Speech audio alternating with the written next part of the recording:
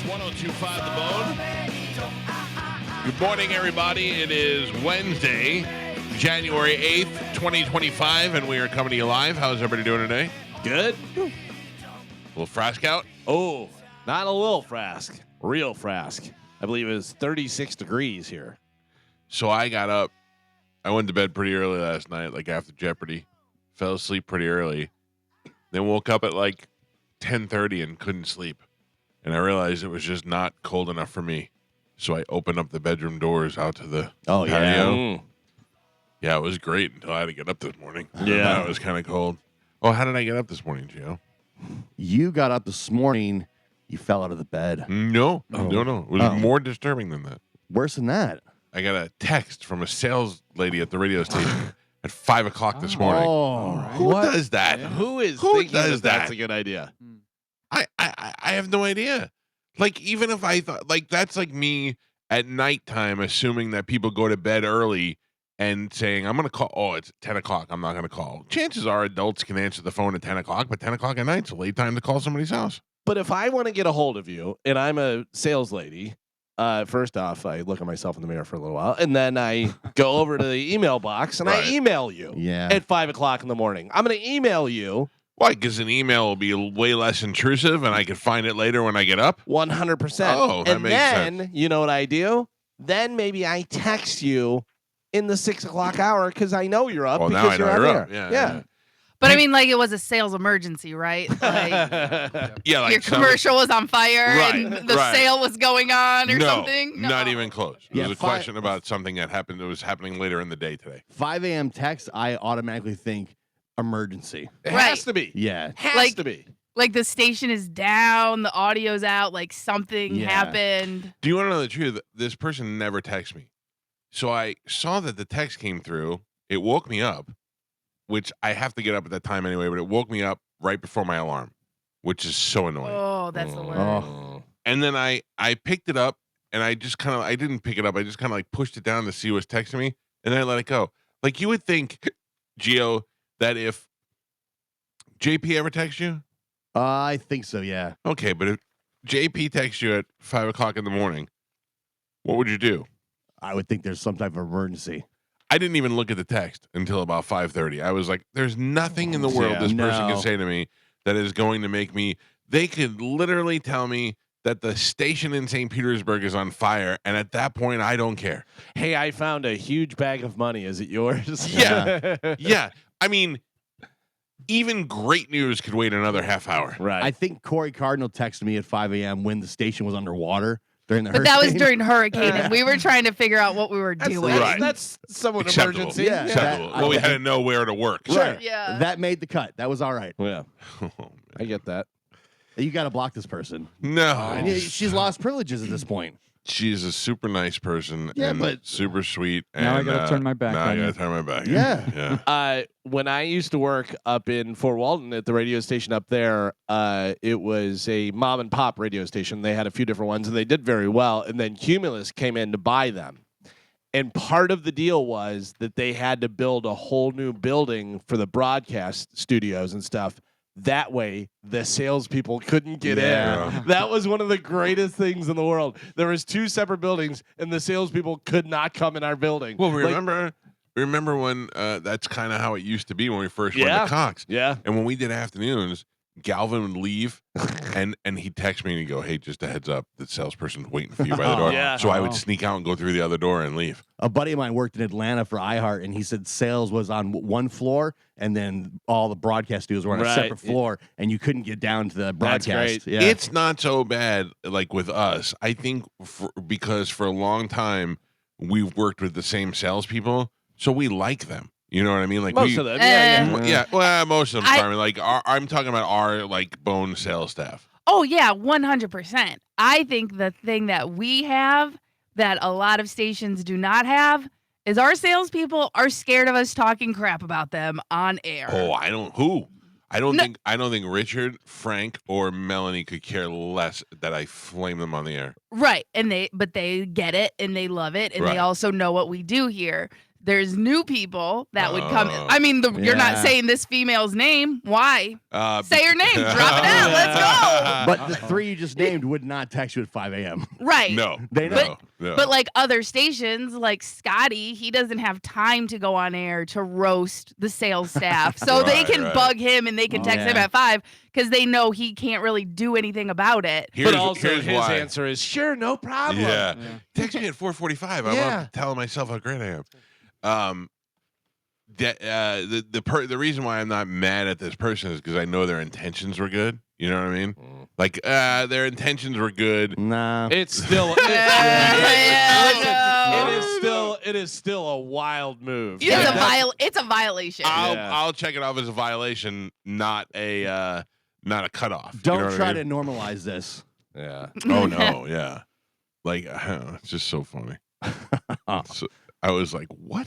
What is going on here? Did so it did not pertain to anything that was crucial to the show at No. the start of the show? No. No. Did you get a new endorsement out of it? No. Well, now you just tell us. Yeah. Oh, I'll tell you what it was.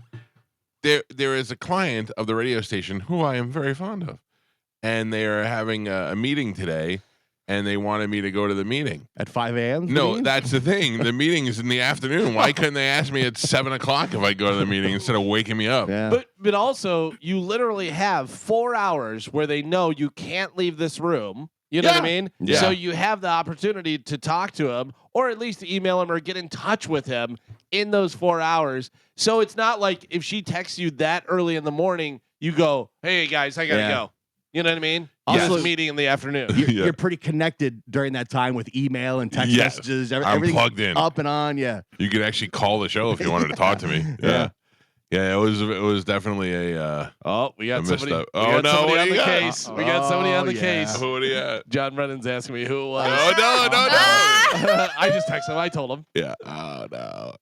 I'm not mad, and I like this person, and I'm not like but it's like Carmen, it's a violation. Yeah. Yeah, but yeah. You need to send this person a message. It's a Let flag. them know. I am doing that right I think now. they're doing it. There's a flag on the plane. air. Oh, I would be texting them for the next 2 weeks at 3 in the morning. Yeah. Only Tom the Tree Man can text before 5 a.m. Even Tom has learned. Tom has If the text doesn't start with "Hey boss," yeah, I don't want to hear it. Yep. Tom is great. He doesn't text me until after 6 o'clock. And Tom has been 1 for 5 at bringing the kids here at early mornings on the weekends. Perfect. One they were expected. Right. You know what's so funny is Carmen. What time would you say John Brennan? John Brennan's there pretty early. Yeah, he usually gets here around between like 6:37. Right. So, and I know because he'll text me sometimes because he knows I'm up and on air Right. and doing that stuff. I still do not text John Brennan until at least after 8:30. Yeah. Because there's a chance he might be at home. Right. There may be something where he's taking the day off or he's got the kids or whatever's going on. So I don't text him until after. But also I know that it's not Yeah. my head's on fire. You know what I mean? Like it's not that big of a deal. And that's basically business hours. Right.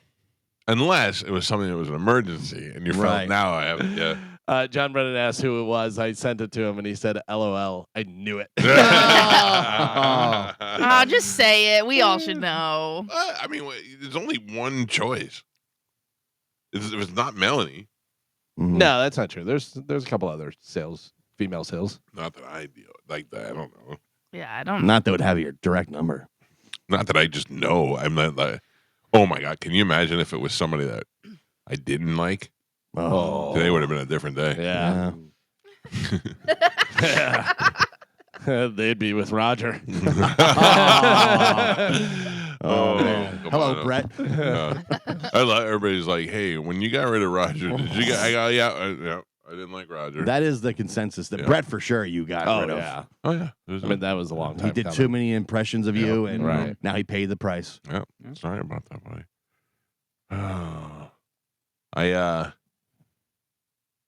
I haven't listened. I'm gonna be honest with you. I heard a little bit of Senning show the other day.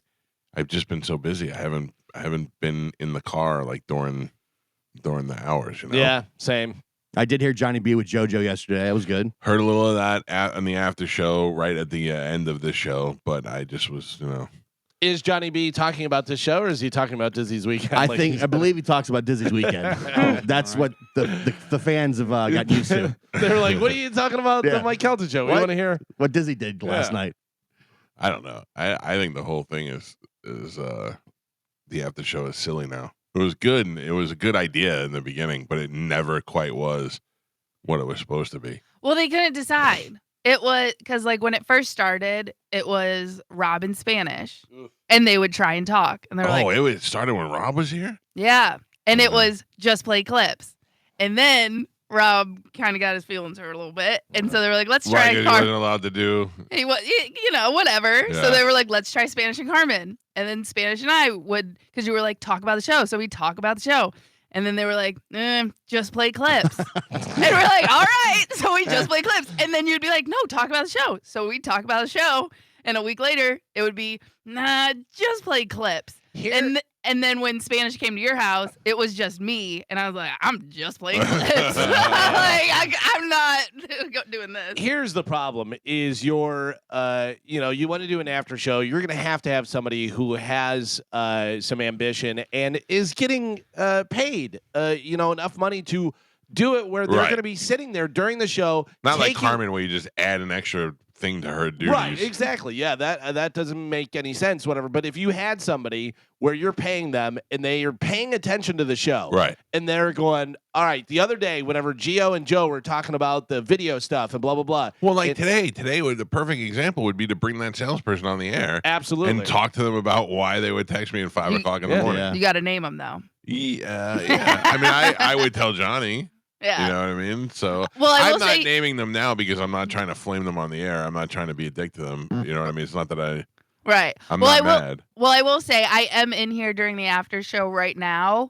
And he did bring up, Johnny was talking about the show because there was the story about the guy who took all that stuff in to jail in his prison wallet. Yeah. So he was taking Johnny was seeing how many things he could fit in his ass. Yeah. Yes. Yep. Him and JoJo were just in here. Get that stapler, JoJo. The old double D battery. JoJo's just tossing things. Here, So try this.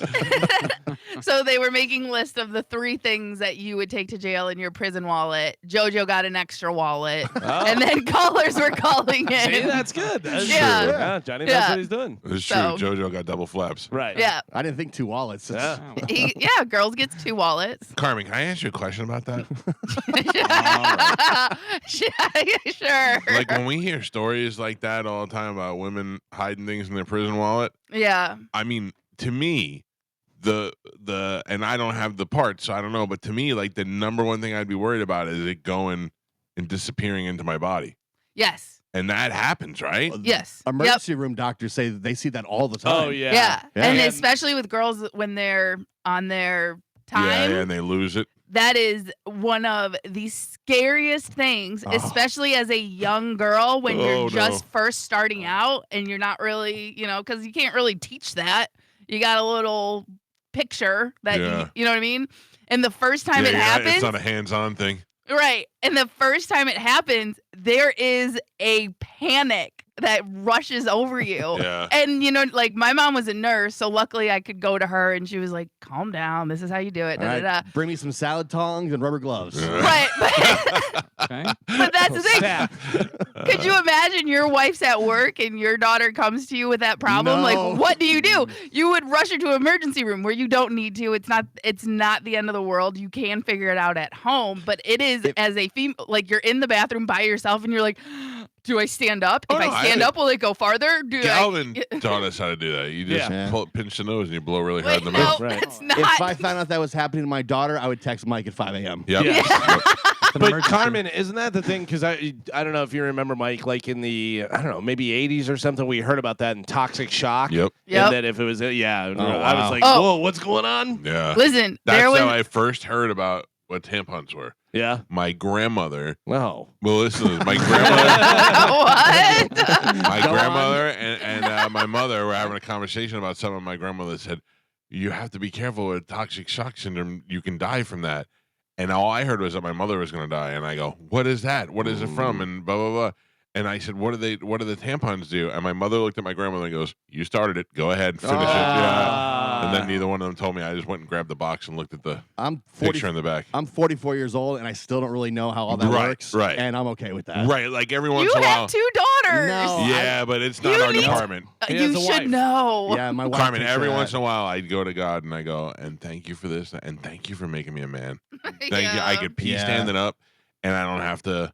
I don't have to I deal can with do that. It's so much easier. So much easier. I don't know how any of that really works, to be honest. Listen, I got to tell you, I have the parts. I don't either. I'm just going with the flow. Oh, Gross. Yeah. Yuck. Good morning, everybody. Oh, Joe, today's Elvis's birthday. I'm very excited I about know. it. Yeah. I love I the know. king. I know you do. Joe's got a purple beanie today. I know. He walked in. I went, hey, look, different color. Every I day. asked him how the Lakers are doing. He's wearing purple and a yellow shirt. Yeah.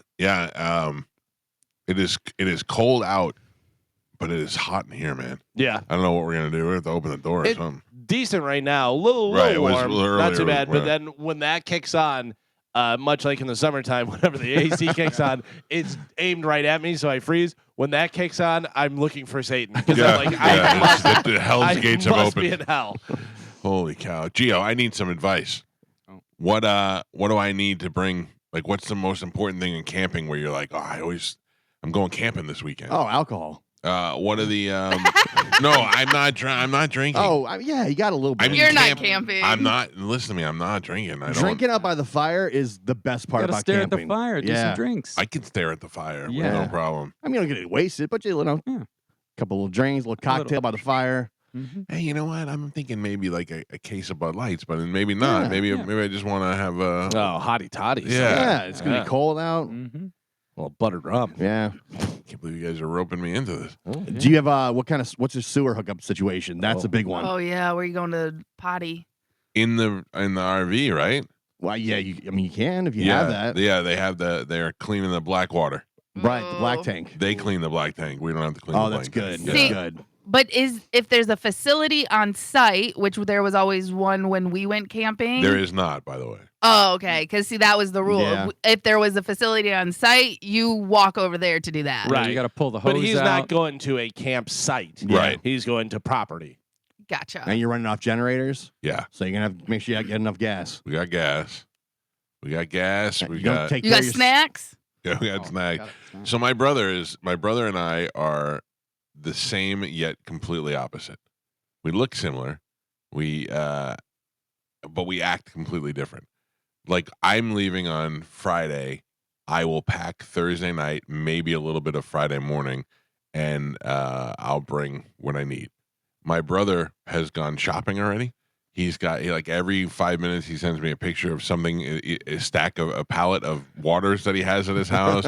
But he has had this done since Saturday. Yeah. I do not go camping. I don't know. Yeah. I don't know whether I've ever been camping, Okay. but I suggest a first aid kit.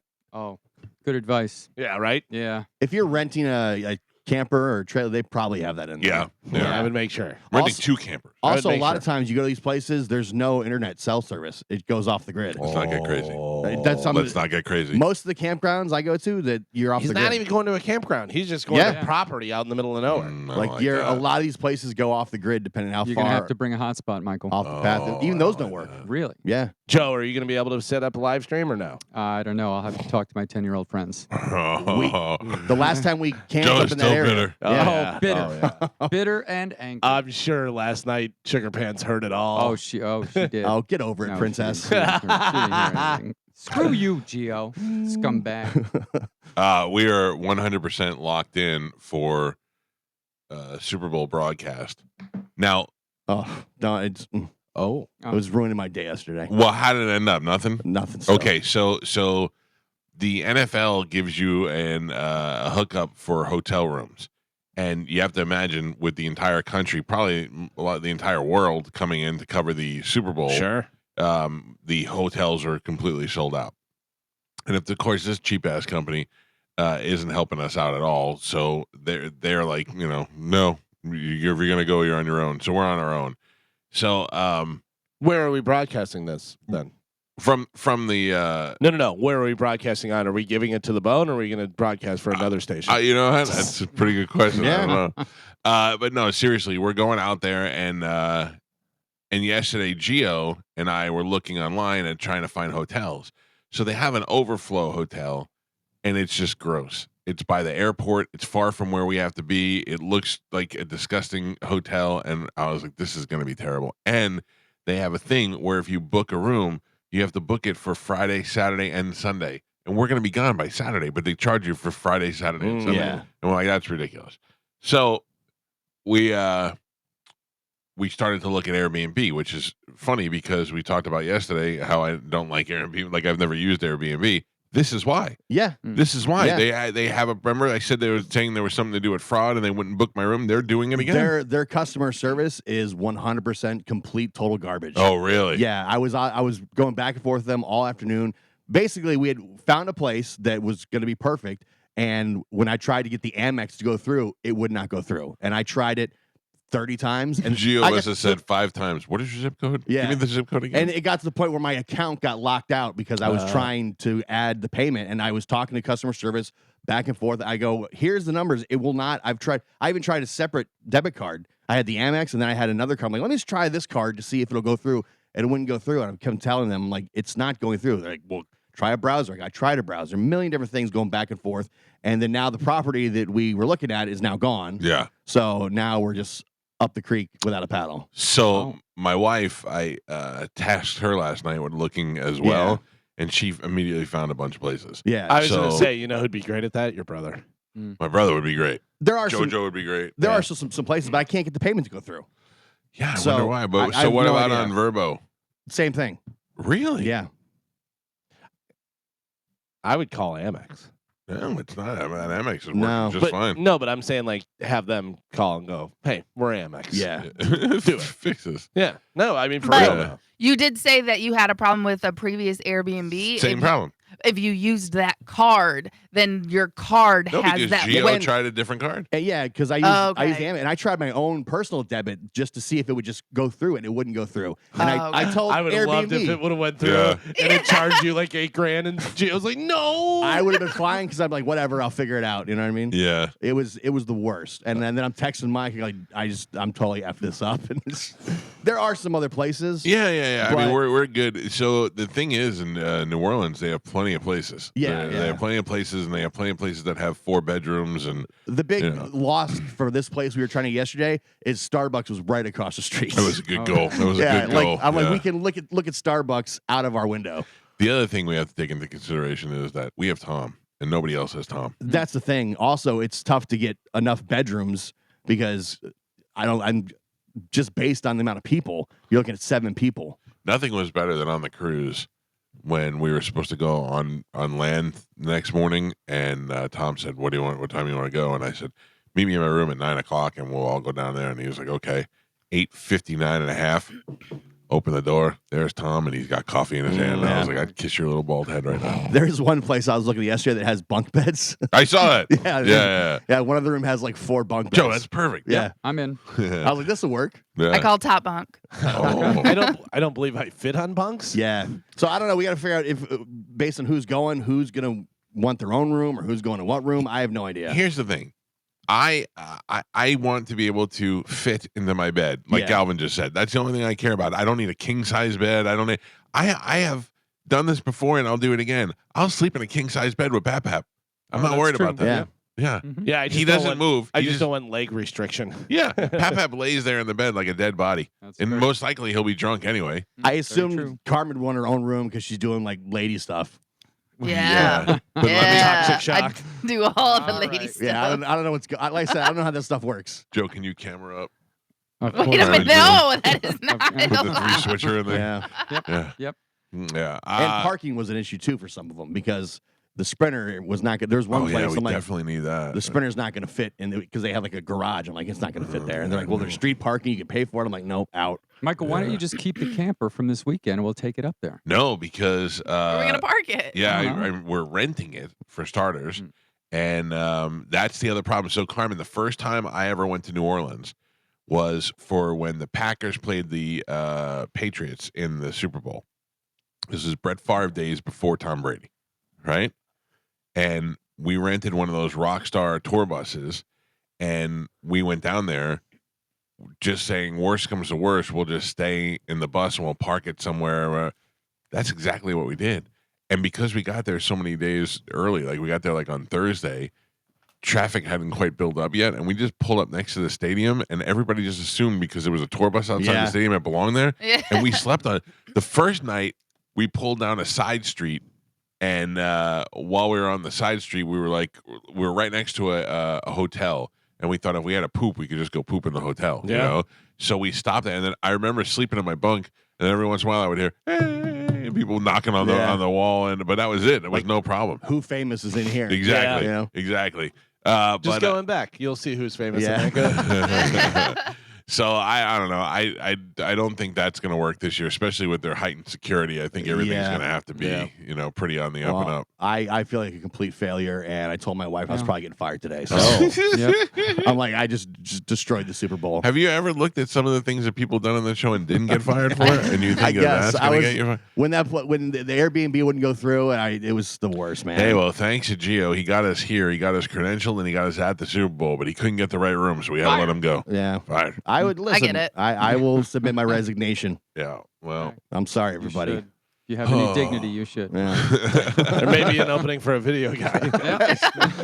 Oh man, yesterday was a horrible day. Was it really? I was really just mad at Airbnb, and it was princess, nothing would take go it right. easy. Well, I got to tell you though, when something like that happens and it kind of gets in your system, and you feel like the whole day you're like, I can't do anything else because I didn't do that. Yeah, I get you. I'm like, I felt like everything was going wrong yesterday. Everything. Well, we'll turn that around today, Gio. Turn that frown upside down. We are going to be broadcasting live starting on Wednesday, February 3rd from Radio Row in New Orleans for the Super Bowl, and I'm very excited about that. So, but first, we've got a playoff game here. Like, we're all just assuming going there for the Super Bowl. Can you imagine if we're going there for a Bucs Super Bowl? Oh, man. I mean, we're not saying that now because you don't want to be jinxies, but oh my God, wouldn't that be something? I really think the NFC is wide open. Any team can make it. Right, but unfortunately, I just feel like I don't know. You watch the beginning of that Saints game, and you're like, "What team is this? This is not the team that just destroyed the Panthers last week." Yeah, but it doesn't matter how they start. Yeah, You know what I mean? It matters what the final score is. That's the only important thing. Right, it just makes me nervous. It was making me like I watched them and I was like, oh. I was reading. There was a stat they were saying in the last 5 Buccaneer games. In the second half, teams have scored a total of 9 points against the Bucs. Wow! So at halftime, they're making crazy adjustments. Yeah. All right, listen, I'm excited, and I'm saying it's a possibility, and the fact is that either way, we're going to be there. So, but it all starts on Sunday, starting at 4:30 in the afternoon. We are doing the Bud Light Mike Calta Show Brisket Shop tailgate happening right outside of Raymond James Stadium. And if you would like to go to that, I will be giving away a lot of spots on that. I mean. You never know if this is going to be the last one, so we want to make them all as exciting as possible. Plus, it'll be nice and cool. It'll be an evening game. It'll be fun.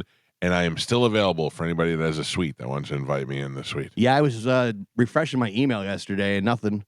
Text messages. You didn't get anything? No suites? No. I was hoping Titus would reach out. Pete and I were talking about. Did you think when you got the text at 5 a.m. there was somebody offering you a suite? Great news. Yeah, I don't have any hookups there, but I looked at StubHub to buy tickets. Yeah, and I thought I just don't want to sit out there and watch the game. It has nothing to do with I don't want to sit out there. It's quiet. I mean, like quiet to the point where you don't have the announcers, you can't hear it. It's not as exciting for me. I want to be home. Going last week and seeing the whole Evans thing, that's pretty cool. You witness history. That was awesome. Yeah, that was worth the price of admission for sure. But yeah, there was the drunk lady yelling behind me. Yeah. There was the girl with her toes on the back of the seat. Yeah. But Sunday at 8 o'clock, the temperature will be 50 degrees. Yeah, it'll be beautiful. Yeah, nice and nice. That's football weather. Yeah. Hi. All right, let's take a break. When we come back, we'll give you an opportunity to win a spot in the tailgate or your other things. You'll have the choice of that as we play Sporcle. Galvin has not won yet. Not won yet this year, 2025. This could be his day, or could Gio come back with another win for 2 in a row? We'll I have find a streak out. going, so I'm excited. No, you do. One's not You do not have a streak. It's the Mike Calta Show. Sporkle's next on 102.5 The Boom. Do you remember that a while ago, our friends at Three Brothers Pizza, Sean, made us test some bagels for him? Yeah. They're opening up a bagel store. Oh, nice. Bagels. Bay. Okay. B-A-Y, goals. Got I it. like it. It was a good idea. I'm surprised they didn't go 3 bagels. 3 bagels. 3 brothers, 3 bagels. 3 bagels. That'll be good. I don't know where it's gonna be, but it'd be cool if it was around here. We got a lot of things to give away to you folks. Carmen, what are those things? Yes, we have tickets for the Lightning versus Bruins. Do we? Yes. No, we do not. Sorry. No. Or yes, we do. That's tomorrow. The emotional That roller was a coaster roller you put us on. You're welcome. Monster Jam, Uh-huh. Supercross, Alice Cooper, Reggae Rise Up, Toto and Christopher Cross, and Papa Roach and Rise Against. And the tailgate, if you'd like to go to the tailgate. Have you watched the documentary, the Yacht Rock documentary on HBO on Max? I watched I Great. have not. I know about it. I just haven't watched it yet. It's really good. It's really Yeah. interesting in how all those guys worked together and did a bunch of different things. It's great because like Michael McDonald talks about him writing with Kenny Loggins and the first song they wrote wound up with being the biggest, and won this, everything, whatever. But it was funny because Kenny Loggins was coming to his house and he said, my sister came over because Kenny Loggins was coming over to clean up my house for me. And he goes, I was messing around and playing some stuff. And he goes, I think I'm going to play Kenny this, and started playing. And she's like, it's kind of a circus song, whatever. Kenny Loggins was standing at the door and he goes, hey, that last thing you played, what was that? And he looked at his that's sister and was like, well, there you go. I saw. I don't know what. I was watching a clip of a show of Jimmy Fallon. It was like his 10th anniversary of the Tonight Show or something like that. And they showed. He said that Nicole Kidman wanted him to be in that show, in that movie that she did, the Bewitched movie. She wanted her to play Darren in the Bewitched movie that Will Ferrell ended up playing. Oh, okay. I thought you were going to say a different thing. So she said that he said that he was in the city and they had a mutual friend, and the mutual friend said, hey, Nicole Kidman's here and she wants to meet you. And he said, okay. And they met at his apartment at the time. And at the time he was just on Saturday Night Live. And she's like, yeah, we went to your apartment. And he goes, I didn't know what to do. I had Nicole Kidman coming to my apartment. And she goes, I got there and you were playing video games. And then you brought out like a bowl of cereal and some like cheese. And then when you got there, you asked me if I wanted to play video games with you. And she's like, it was like the worst meeting ever. And I thought that's funny. I thought she wanted to date him. Well, that's what the story evolved into, is that she was attracted to him and he didn't know. And he just thought that he couldn't understand why she wanted to meet with him. And he blew the whole thing. Yeah, that's funny. I find her 0 on the attractive scale. Yeah. Not that she's ugly, not that she's goddamn, she got Tom Cruise. I'm just saying, to me, she's not my type at all. No, she looked decent in Days of Thunder, but it was mostly the hair. Yeah. Like she's not my type. Right. And I'm sure I'm not hers. No, but you're right. Exactly. It's not insulting her to say she's not your type. It's she's beautiful as a woman. She's just not my type. She does nothing for me. Yeah. It's weird. I only like blonde girls when they're dirty blonde girls. Mm-hmm. Like if you're the Marilyn Monroe type blonde hair and all, I'm like, but if you have some skanky ass tattoos and some bad lipstick, I'm like, yeah, now I'm attracted to you. Yeah. I have a weird taste. I have a couple of new Instagram chicks that I follow that are not Instagram models, but still super hot chicks. You know? Oh yeah. And one of them, I was like, man, I wish she had an OnlyFans. She'd be that, and she got an OnlyFans the other day. Yeah. I saw a woman, late 40s, early 50s, with like boots on, dancing to David Bowie's "Modern Love" in her backyard, and I was like, I think I need to find her. Yeah. Isn't that weird? I mean, if you're a female that's a good dancer, Good dancer will take you from a 7 to a 9. yeah, it's wild. Good dancer will take you at a 7 to a 9. Nice glasses will take you from a 5 to a 7. Mm-hmm. If you're a 5 and you're just hobbling around mediocrity and you get a good pair of glasses, it brings you up. Now, if you can dance on top of that, oof.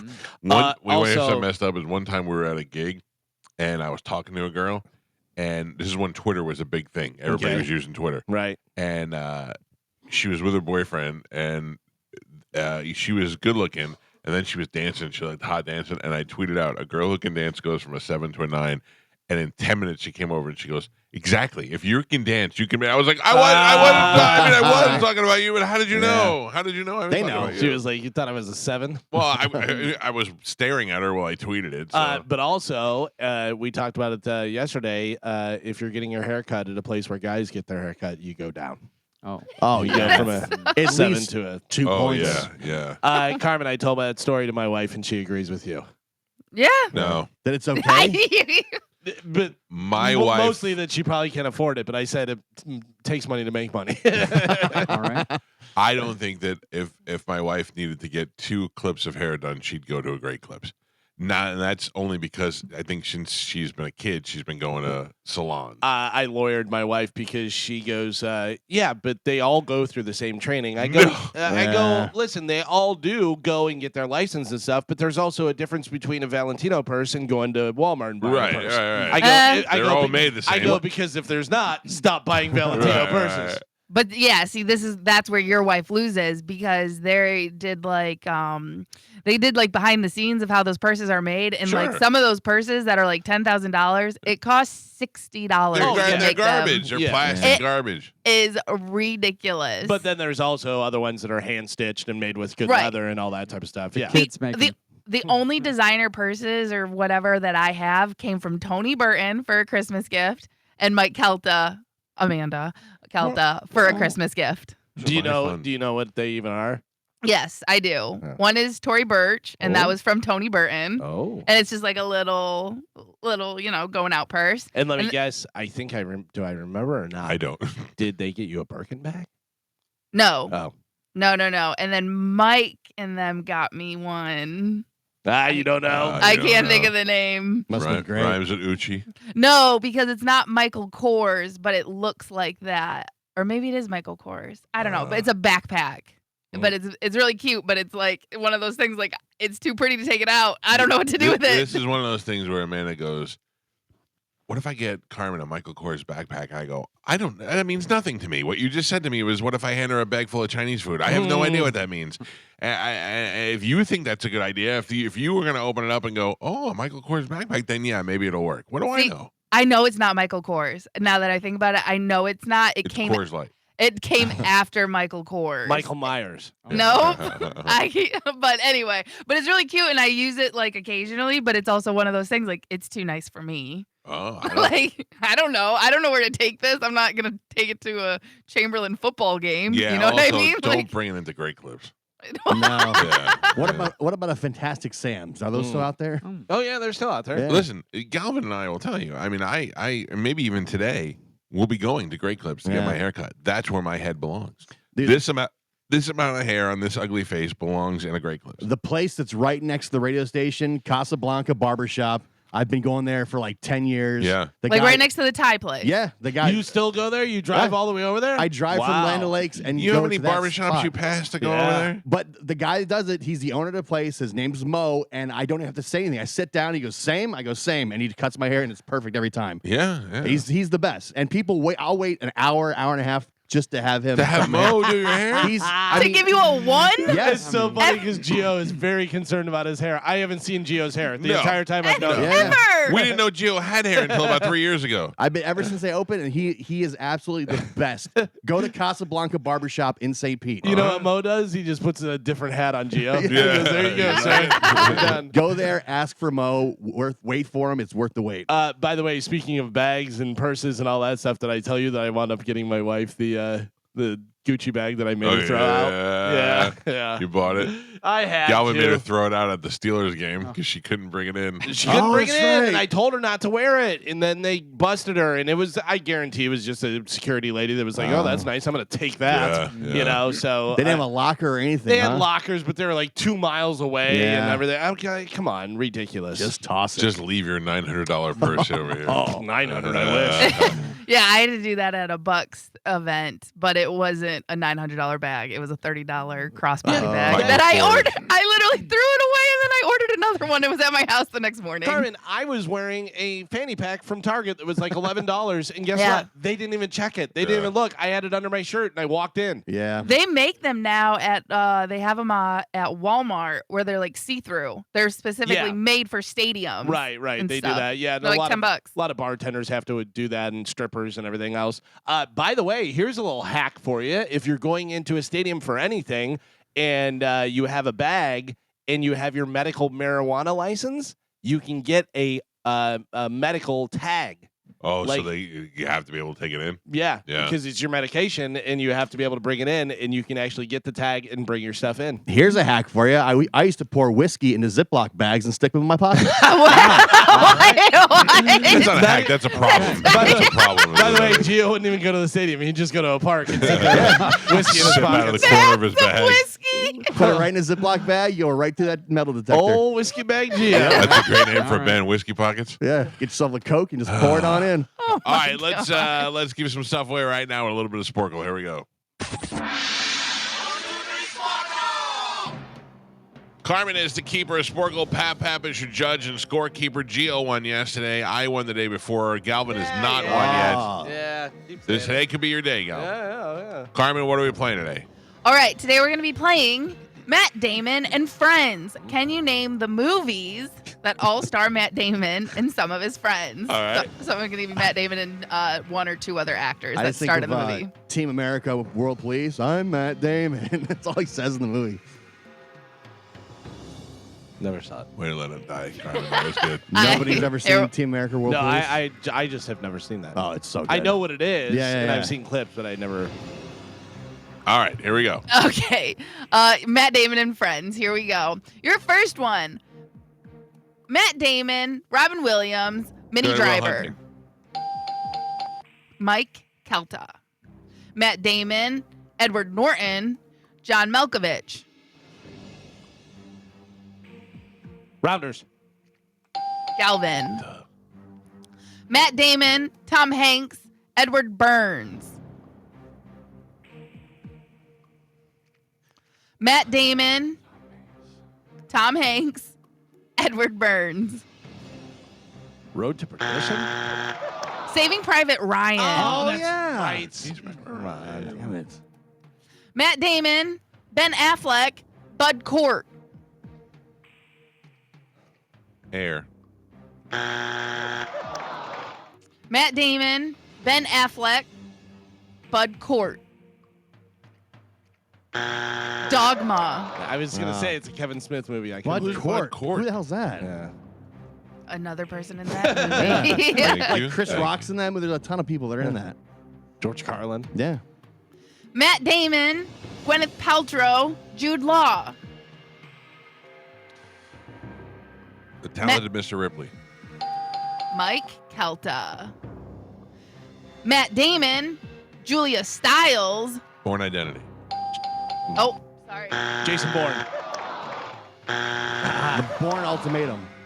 That's the Yo. one. What? She's in the first one too.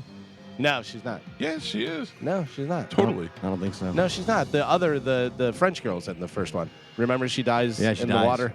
We. Yeah. Wee wee. Julie Stiles, Sicklewood. Your next one. Matt Damon, Lucas McHugh, Carol Eddie Jemison. What? The Horse Whisperer. Matt Damon, Lucas McHugh, Carol Eddie Jemison. The Martian. No clue. The Informant. Yeah. Matt Damon, Jeff Bridges, Haley Steinfeld. Matt Damon, Jeff Bridges, Haley Steinfeld. True Grit. Yes! That's it. I could not think of it. Mike Calta. I almost said True Lies. I was just guessing. Yeah, that was good, though, but that's it. You got it. Matt Damon, Emily Blunt, Lisa Thorson. Matt Damon, Emily Blunt, Lisa Thorson. I can't give a hint, but I know what it is. Why? Give us a hint. No. Yeah. Oh, God. The replacement department. What are the hat people? The Adjustment Bureau. Oh, Bureau. yeah. That's a great That's a good movie. Great movie. The replacement department was way better. What about the hat people? Hat People 2 was better. Oh, that Julia Stiles. Yeah. Your next one, Matt Damon, Scarlett Johansson, Thomas Hayden Church. Matt Damon, Scarlett Johansson, Thomas Hayden Church. Her?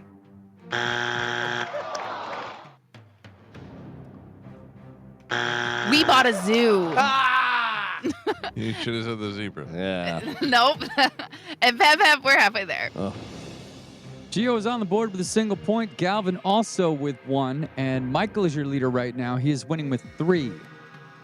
All right, we are playing Matt Damon and Friends. Your next one, Matt Damon, Tian Jing, Willem Dafoe. What was the middle name?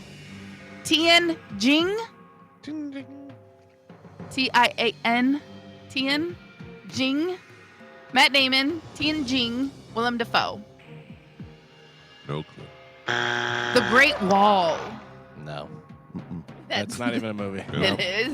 No. 2016. I don't believe you. Matt Damon, Tommy Lee Jones, Alicia Vikander. The Bourne Identity. The Bourne Ultimate. No, the Jason Bourne. Yeah. Galvin. Matt Damon, Jessica Chastain, Kristen The Wiig, Mike Calta. Oh, man. What? That was a little late. I was waiting for that one. Matt Damon, George Clooney, Bill Ocean's Murray. 11. Nope. The Men Who Stare at Goats. Matt Damon, George Clooney, Bill Murray. The Monuments Men. Matt Damon, Frances McDormand, John Krasinski.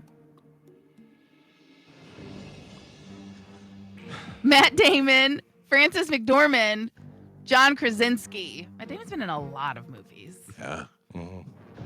Why don't I know this one? Promised Land. A lot of bad movies. Yeah. Your next one, Matt Damon, Henry Thomas, Penelope Cruz. Matt Damon, Henry Thomas, Penelope Cruz. Yep. Greenland. It's been said. All the Pretty Horses. All the Pretty Horses. No, I said Horse You said the Whisperer. Horse Oh, Yeah. horse pretty person. Okay, Yeah, gotcha. The Hat People. No point. Matt Damon, Will Smith, The Charlize Legend of Bagger Theron, Vance. Mike Calta, and Pap. We're on the last 3. Gio has a single point still. Galvin doubling that with 2. And Michael is your leader right now. He's winning with 5. All right. I need all 3. Come on. I need all 3. All right, here we go. Matt Damon and Friends, last 3. Here we go. Matt Damon, Eva Mendes, Greg Kinnear. Kinnear. Matt Damon, Eva Mendes, Greg Kinnear. That is.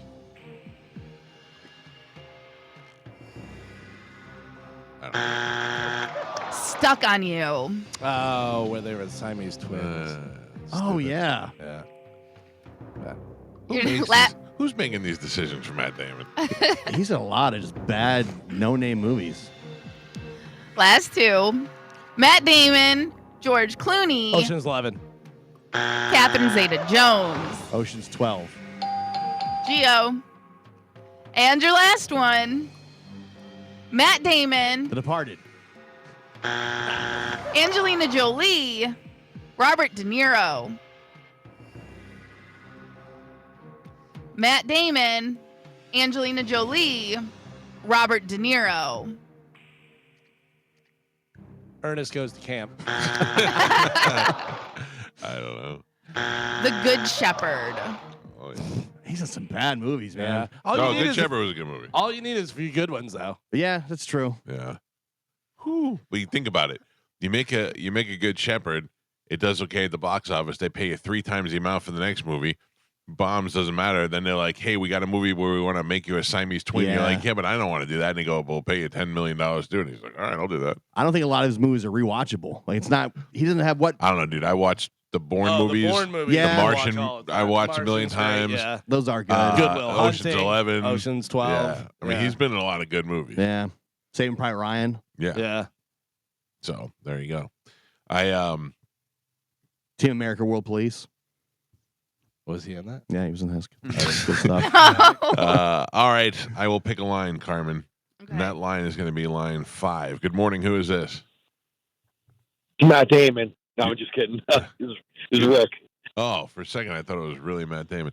Hold on, Rick. Carmen will grab you during the break, and we'll hook you up with a prize. Galvin, what do we have coming up in news? Coming up in news today, we have America Everywhere, Burger News, and Start Walking. Oh, no. Burger All right. news for Burger Guy. Yeah, of course. Who else would it be for?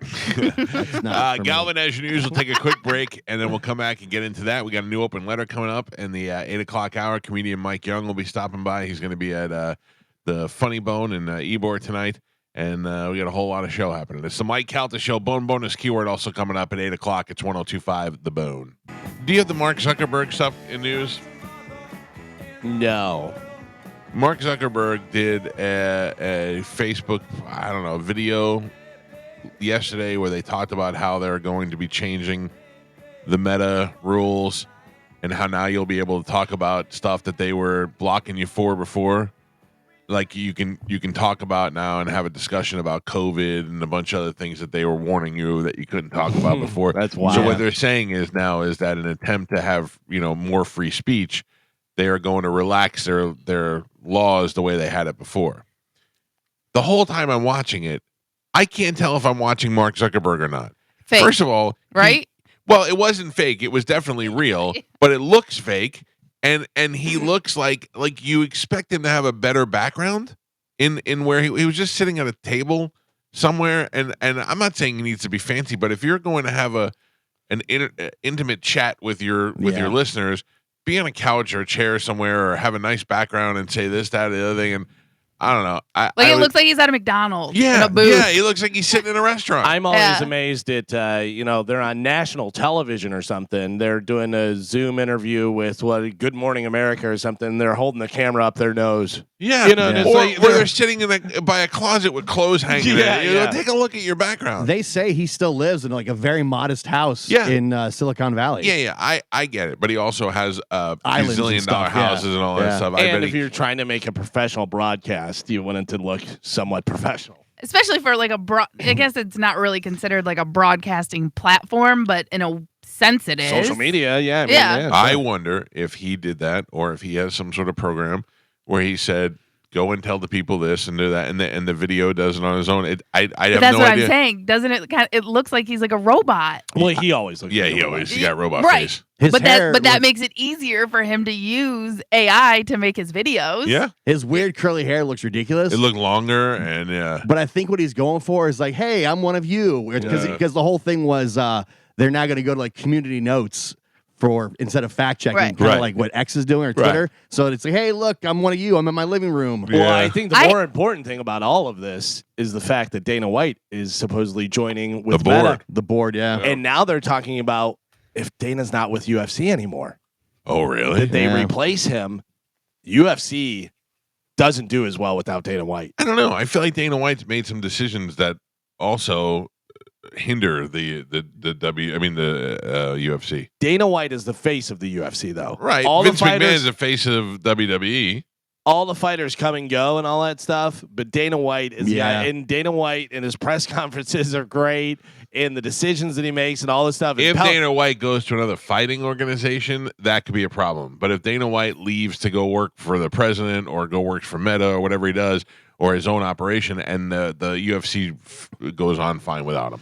but they don't have There'll be a new face. There'll be a Conor McGregor or somebody who steps into the role of the guy that they're talking about is the guy that's already there, who's a lawyer. Right, but the guy who runs WWE is not Triple H. Triple H runs the show, and his face is the face of the thing. But the thing is that it's just who's the figurehead and who's the one that they put out there for the public. Right, and that's who's hard to replace. Yeah. The face of UFC is hard to replace. Yes. That would be very difficult because Conor McGregor. A lot of people don't like Conor McGregor, Especially since Dana White was there from its inception. Right. Yeah. So remember when the Fertitta brothers sold it? Everybody thought Dana White was also going to be ousted then because the same company now owns the majority of WWE and they own the UFC. Right. Which is why they could easily get somebody like I don't know, like a not John Cena, but somebody John Cena's too big, but somebody who they just put in there and make the new face of the UFC. But Dana's he's the voice too. Like Yeah, look, it would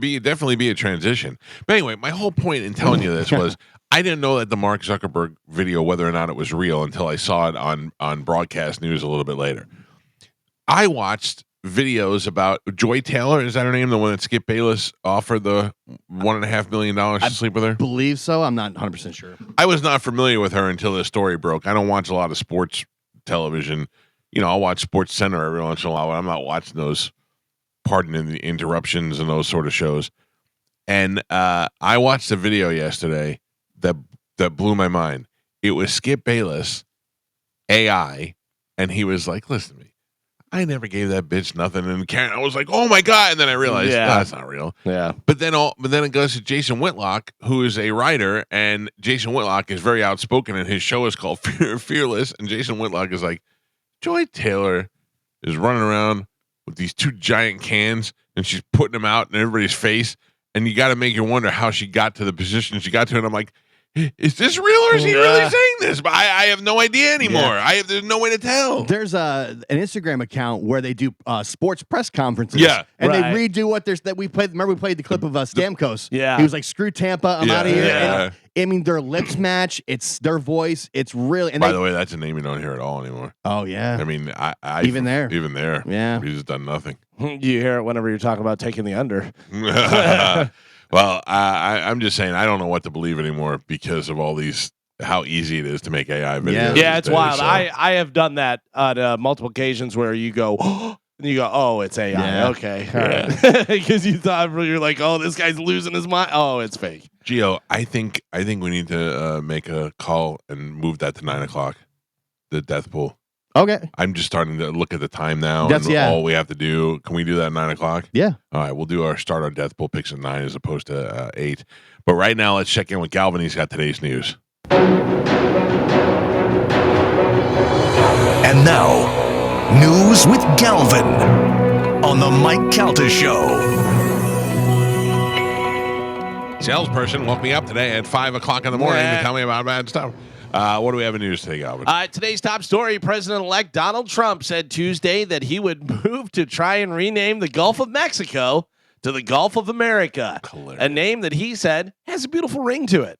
It's his latest suggestion to redraw the map of Western Hemisphere. Trump has repeatedly referred to Canada as the 51st state, demanded that Denmark consider ceding Greenland, and called for Panama to return the Panama Canal.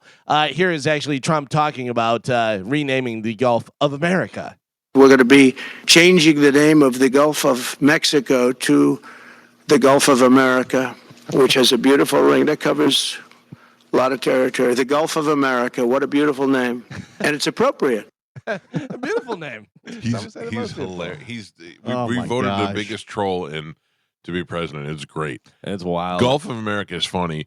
I saw the Canadians responded by saying that they would like to not be the 51st state, but instead they suggested buying Alaska and Minnesota and making that part of Canada. Yeah, making Minnesota Providence or whatever. Yeah. But Trump is saying if that happens with Canada, that tariffs, taxes go down, and all these different things, and all this stuff happens. I don't know. I don't know whether Canada, I mean, the people, but with their prime minister stepping down now, they have to be like, all right, well, what's going on? Well, their prime minister stepped down because he's a far left liberal guy, and they don't feel confident in him anymore, and he steps down. So now they're going to start making the swing to the right while we got a conservative president in the House. So who knows if they start selling parts off? Yeah, but is that something that's good for Canada as well? What to be part of? To be part of the United States. I can't see that. I would imagine a majority of Canadians don't want to do that. That's why they're Canadians. I can't imagine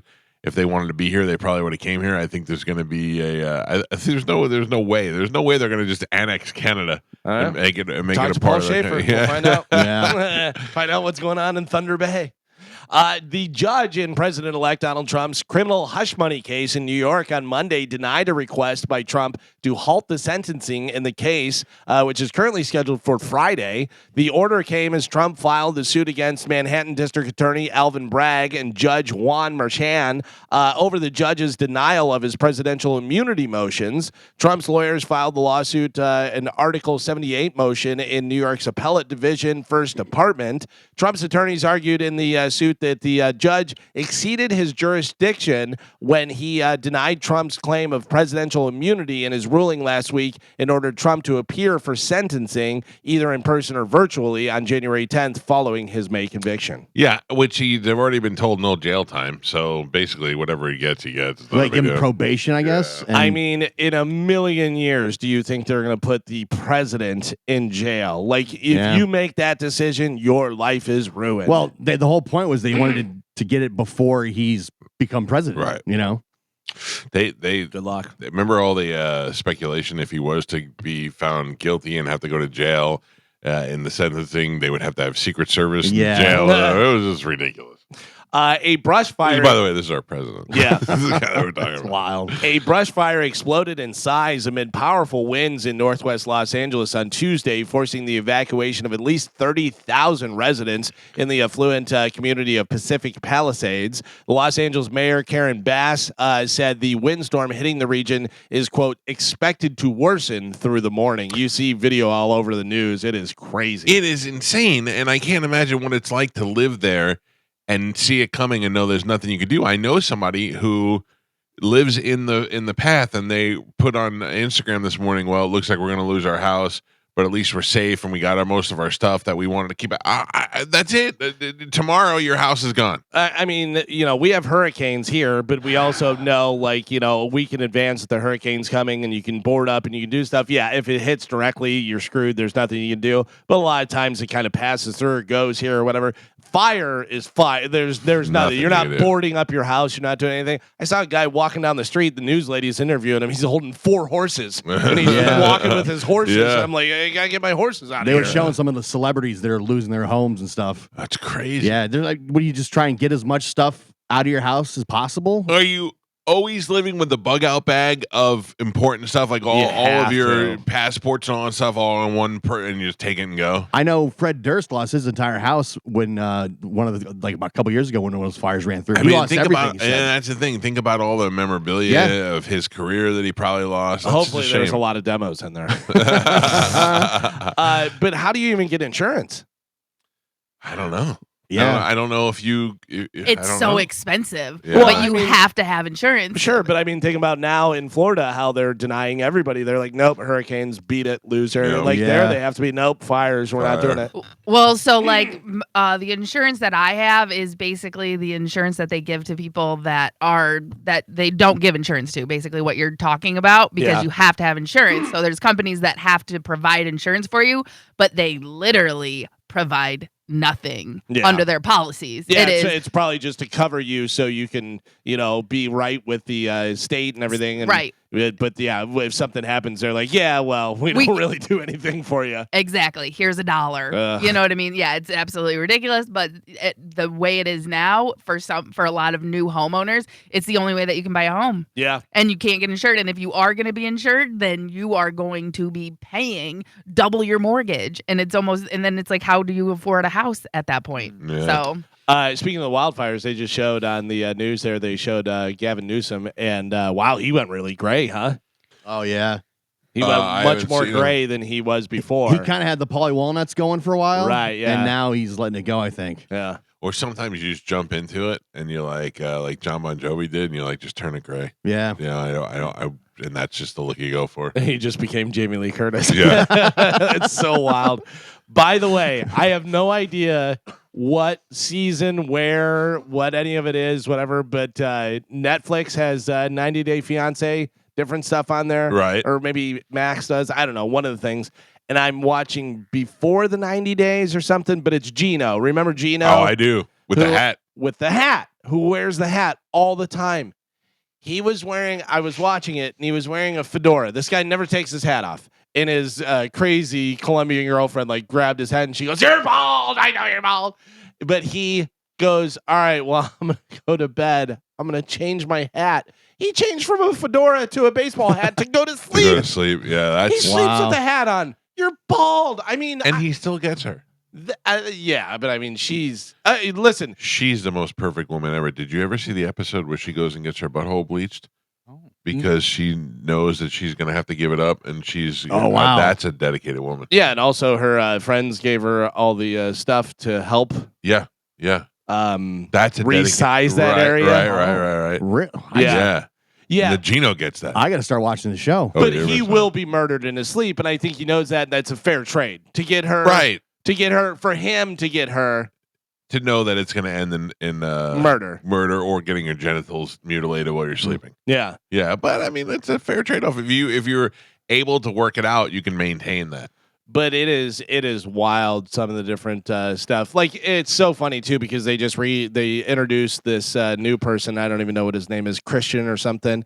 And he's like, the people would definitely call me the life of the party. And I'm like, oh, I hate this guy. I hate this guy so much. Can I tell you that I never wanted to be the life of the party? Maybe in high school, but in my adult life, I never wanted to be a part. And I think that disappoints some people when they go out with me. They think that, oh, this guy's going to be fun. And I'm like, I'm not that guy. Mark Norman told Bert that when we went to go see Bert in Dublin, Mm-hmm. and he said to Mark Norman, Cowhead's going to meet us in Dublin. He goes, you don't like Cowhead? He goes, I love him, great guy. He goes, but I'm burnt out. I don't have we've been partying so hard. I don't know. And he goes, oh, he's not like a big party guy. And he goes, no. And he goes, I just always pictured Cowhead to be that guy that has the helmet with the 2 beers on top. Mark Norman's telling me this. He goes, I just saw you with that guy. You want to go out and drink when you have the helmet with the beer? I go, yeah, no, that's not me, buddy. You thought you were Belushi from Animal House. That's hilarious.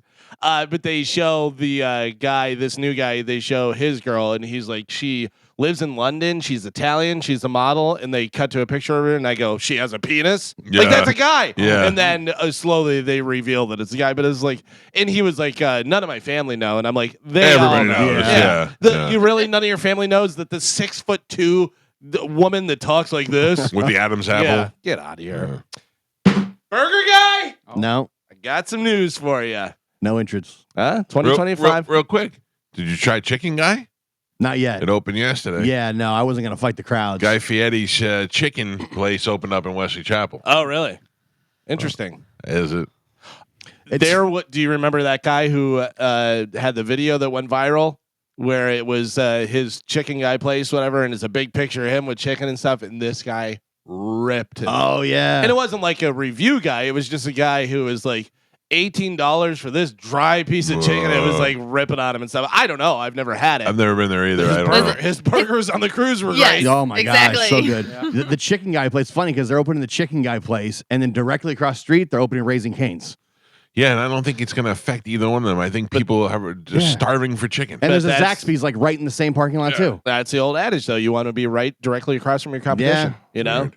Yeah, that's how Burger King exists. We've got plenty of chicken finger places and car washes. Burger King, when the line's too long at McDonald's. Exactly. Yeah, we're open too. We Burger got King, Yeah. when you kind of get that urge for onion rings that don't contain any onions. Oh, but they're good. They are They're good. good. I don't know what they're putting. Yeah. They could be putting little kids in there, and I'd still. Wait. It's like an onion powder, I think they said Yeah. when we looked it up. Yeah. That's There fine. is no onion in the onion ring. Onion cream. Although I will tell you, a good onion ring is hard Yeah. to find. Yeah. Like where it's still crispy and good and stuff. A lot of times they come out soggy. You can't get onion rings to go. And where they No. use real onions. Yeah. You see, like it's a big chunk of onion. You're like, yeah, that's what I Yeah. want. Listen, they revolutionized the onion ring with the bloomin' onion. Oh, 100%. Oh, yeah. That's it. Yeah. And have you had the mini bloomin' onions? No, if I'm going to do it, I'm going to do it. Oh, well, Like no, a they're just mini- like individual, Oh. basically. They cut like mini onions up, and it looks basically like your own individual. They also Baby do. Bloomin'. They also do like the bloomin' chicken sandwich and stuff, where they do Yeah. the bloomin' sauce. Yeah. By the way, I have a lot of food stuff coming Yeah. up. All right, So come on, bring get ready to it. be Bring up. it. My stomach's already growling. McDonald's anticipated new value menu is rolling out to U.S. restaurants. They rolled out actually yesterday, marking the chain's biggest change in several years. The McValue menu category is a new budget-friendly attempt at luring back customers who have been put off by McDonald's higher prices, if you've noticed. The popular $5 meal deal unveiled earlier this year is the main draw. The McValue menu will also feature a new buy one, get one for $1 option, which includes breakfast stuff. The new McValue menu will also include more app-exclusive offers, plus local food and drink deals organized by its franchisees. The McDonald's also enlisted who is their spokesperson. It says, Oh, I know. I saw it. I saw it too. I saw it. lifelong fan of McDonald's, Never hasn't eaten McDonald's in the last 30 years. John Cena. Yeah. Yeah, promoting the new menu for the company. We have a clip of the commercial from John Cena here. With McValue, you can always find deals on McDonald's menu, even the breakfast menu. So how about we all take a moment to find deals on life's menu? Life's most valuable lesson, that if one believes enough, one can become invisible. Honestly, I wish it would stop. It's gone too far. That's pretty funny. People can't see me, for real. You're gonna watch this, you know. You're gonna be like, oh, it's Hash Brown just talking to me, right? Yeah, I get it. That's funny. I get it. But I've been invisible for 20 years now, and I'm invisible. At least, though, he's making fun of himself. I thought at first it was going to be like, when you really got to struggle to get to the bottom just to get out of it and make your way to the top. McDonald's. You know, but I'm glad he's at least mocking it. But like you said, there's no way John Cena's eating McDonald's. No. Come on. Also, and And he's not eating the budget meal either. yeah, No. he's super successful and all this stuff, but I feel like somebody said, let's make John Cena a movie star, and they're really trying hard. I don't. Listen, what is the good thing about John Cena is clean as a whistle. It's got nothing that you can say. Like, he's a perfect spokesman because nobody's going to dig up anything in his past. Fine as a spokesman. Made I'm just smart saying I don't find decisions. him entertaining, and I feel like they're just trying to force him on us, though. But Yeah, I mean, he's great at what he does, at being a wrestler. also, I'm still mad at him for taking the Honda voiceover from Fred Savage. Is that who's doing it? Fred Savage? Fred Savage used to do it, and then John Cena took over. Yeah. It's weird because I don't care about John Cena voicing a car commercial, but it just seems like they could have got somebody a lot cheaper. You know what I'm saying? Yeah. Like, you hear it and you go, oh, that's John Cena. And then But the big thing is right now is like the health wave and everyone, don't eat the processed food, don't take eat a out. lot of steroids. But, well, you get someone who's in shape and everyone forgets that he takes steroids Yeah. and he eats McDonald's, so I can eat McDonald's and I'll look just like him. I feel like if I eat Big Macs, I should look like John Cena Right. very soon. but Maybe people you will. That's Yeah. not how you got there. people correlate that, and that's how dumb people are. That When- they see John Cena and now they think McDonald's is healthy. When McDonald's had the Travis Scott meal, all my kids said, we have to go get Right. the Travis Scott meal. Sure. I guarantee they're not saying we have to go get the John Cena meal. Yeah. Yo, but at the same time, you and I didn't know who Travis Scott That was, is- and we were like, that is I don't true. know. But John Cena crosses those generational borders, and he, like I said, he is a guy who no one's ever going to go. Like, they're going to go, Travis Scott's got Yeah. smokes pot and does this and that, and nobody's saying that about John Cena. Well, and also when you think about the person, like just imagine someone inside, not in the drive-through, but inside the McDonald's, and they're eating by themselves at a booth. What kind of shirt are they wearing? John Yeah. Cena shirt. A wrestling shirt. Yeah. You know what? Yeah. Boom. Yeah. Target audience. You got it. I am blown away by the amount of times I go to Starbucks. I never go to McDonald's, but I pass the McDonald's every time I go to Starbucks. Blown away by the amount of people that still eat inside the McDonald's. Yeah. I mean, it's not even like one or two people. It's always full in there. A lot of people, Yeah. people are working and stuff. It's their lunch break. I mean, I would eat in my car before I Yeah. went inside. I just don't. It's nothing wrong with it. It blows my mind. I think the only time I've ever eaten, from since I was a little kid, but eaten inside of a fast food place is if you're on a road trip. Yeah. And you're like, all right, let's go in, go to the bathroom, I don't- whatever this, that. I mean, definitely on my road trip, I'm like, get your stuff, let's go. You eat, I'm driving. I'm not stopping. Remember, McDonald's used to host birthday parties. Oh, I had my plenty Yeah. of birthday parties at McDonald's. Yeah. Now that's like crazy to think of. I know. Well, because they don't have the play place anymore. Yeah, that's true. Do you know if So- I pitched that to my daughter, she's got a birthday coming up this month. If I said, "Hey, I want to get a bunch of you and your friends. We'll go to McDonald's. We'll have a cake," and she'd probably be like, "Okay, Yeah. yeah." That's when I would wear the hamburger costume. All right. Do you have a resolution, buddy? Does anybody have any resolutions? Yes, I You have do? Bobby Kelly. 45% of people say they will make their friends and family aware of their New Year's resolutions this year to help them keep on track. I have Amanda, but I have Bobby Kelly. I have Kim. I have people who know that I'm trying to eat right. That's your resolution is Yes. to eat I'm better? back after Christmas. I went right back on the diet, and I'm losing weight again, and that's my deal. What are you just staying away from processed food, trying to eat cleaner? Trying to eat more, a majority of it to be protein, and to eat less, and do it that way, and obviously exercise more. So What are you doing for exercise? You back in the boxing and no, I'm working out at home. I have the tonal machine here that has, and I also have a treadmill. So that's what I've been doing. You want to race the stop sign? I can you can what? run to the stop sign. I've done it. Listen, you stand at the end of the stop sign with how much money you think it's worth it, and I will run to you and collect that cash. You say run, not walk. You're running to the stop sign and you're not a stopping. casual jog. Yeah, that jog's fine. Yes. So the other day, this was a few weeks ago. I'm going to see if I can find it. I walked to the stop sign on purpose to see This one. Yeah. It is 0.22 miles, so it's less than a quarter of a mile. Yeah. Okay. That's like one time around the high school track, almost. No. The quarter No, mile. Close. it's not that far. That's a quarter mile. Yeah. Mhm. One lap around the track because 4 is a mile. Yeah. So Listen to me. Is it easy? No. For me. I'm sure it's very easy for you. When did you go out and do this? After Christmas. And you went out and you started at your driveway Yes. and you jogged. And I light jogged. You light jogged all the way down the stop sign and you didn't stop. So the last house close to the stop sign is where I started getting like, I don't know if I'm going to make it. And then I just went, I gotta push. And I pushed ahead and went right straight to the stop sign. Good. Yeah. Yeah. So, You want to run a 5K? no. I think I want to run a 5K. All right, let's do a 5K in 2027. Let's start training You know for what it you now. can do if you want to do a 5K and you don't want to have to do like a road race and do that. If you do one of those like mud runs or one of those color runs or one of those Yeah. things where you don't have to run the whole thing. I mean, you don't have to run a whole 5K either, really, but you have people obviously that are. But that's a little bit more. They have those zombie runs. They have all kind of stuff. My wife and daughters, they run 5Ks. They did like the turkey trot on Thanksgiving Yeah. morning and stuff. Well, the thing is, my daughter at her old school, they used to do the color race. Do you know what Yeah. that is? Yeah, with the Kool-Aid or whatever. it Yeah, is, they the would powdered. they would run around, and every time they would do a lap, they would hit them with the different color, and at the Yeah. end of the day, their shirt would be covered in it. But those kids would be running around the track like it was nothing. Like you Oh, wound them up and they just You're a fly. kid. I know. Do you but I remember don't- being a kid? No, I don't remember. Yeah. I don't remember No. being able to run around like that. When I was a kid, Carmen, you're probably the same way. You just ran everywhere. I Yes. ran everywhere, and I could run on gravel with my bare feet and stuff. Yeah, it was wild. Like I don't ever remember being tired as a kid. yeah. I would just run and run and run all over the place and just be like, yeah, whatever, no big deal. Yeah, barefoot is a thing when you're younger. For So sure. during the break, I go pick up my daughter from her friend's house, and we're driving home, and it's pouring rain outside.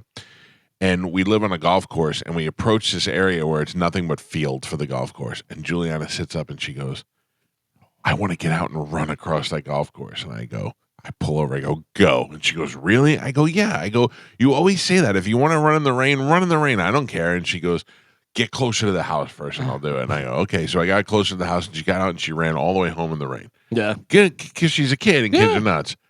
The next day, she came up to me and she goes, remember yesterday when you said that you give me $20 to run in the rain to the house? And I go, did I say that? And she goes, yeah, you dared me to run and said you give me $20. I was like, oh, there's $20 in my drawer over there. And she goes, you never said that. And she went and grabbed the $20. I go, I didn't remember saying it, but it doesn't seem like something I would say. Scam. Yep. Belgium's food agency has issued a random seasonal health warning. They say, do not eat your Christmas tree. Wow. They say, although it may look tasty, Does it? it could be covered with dangerous chemicals.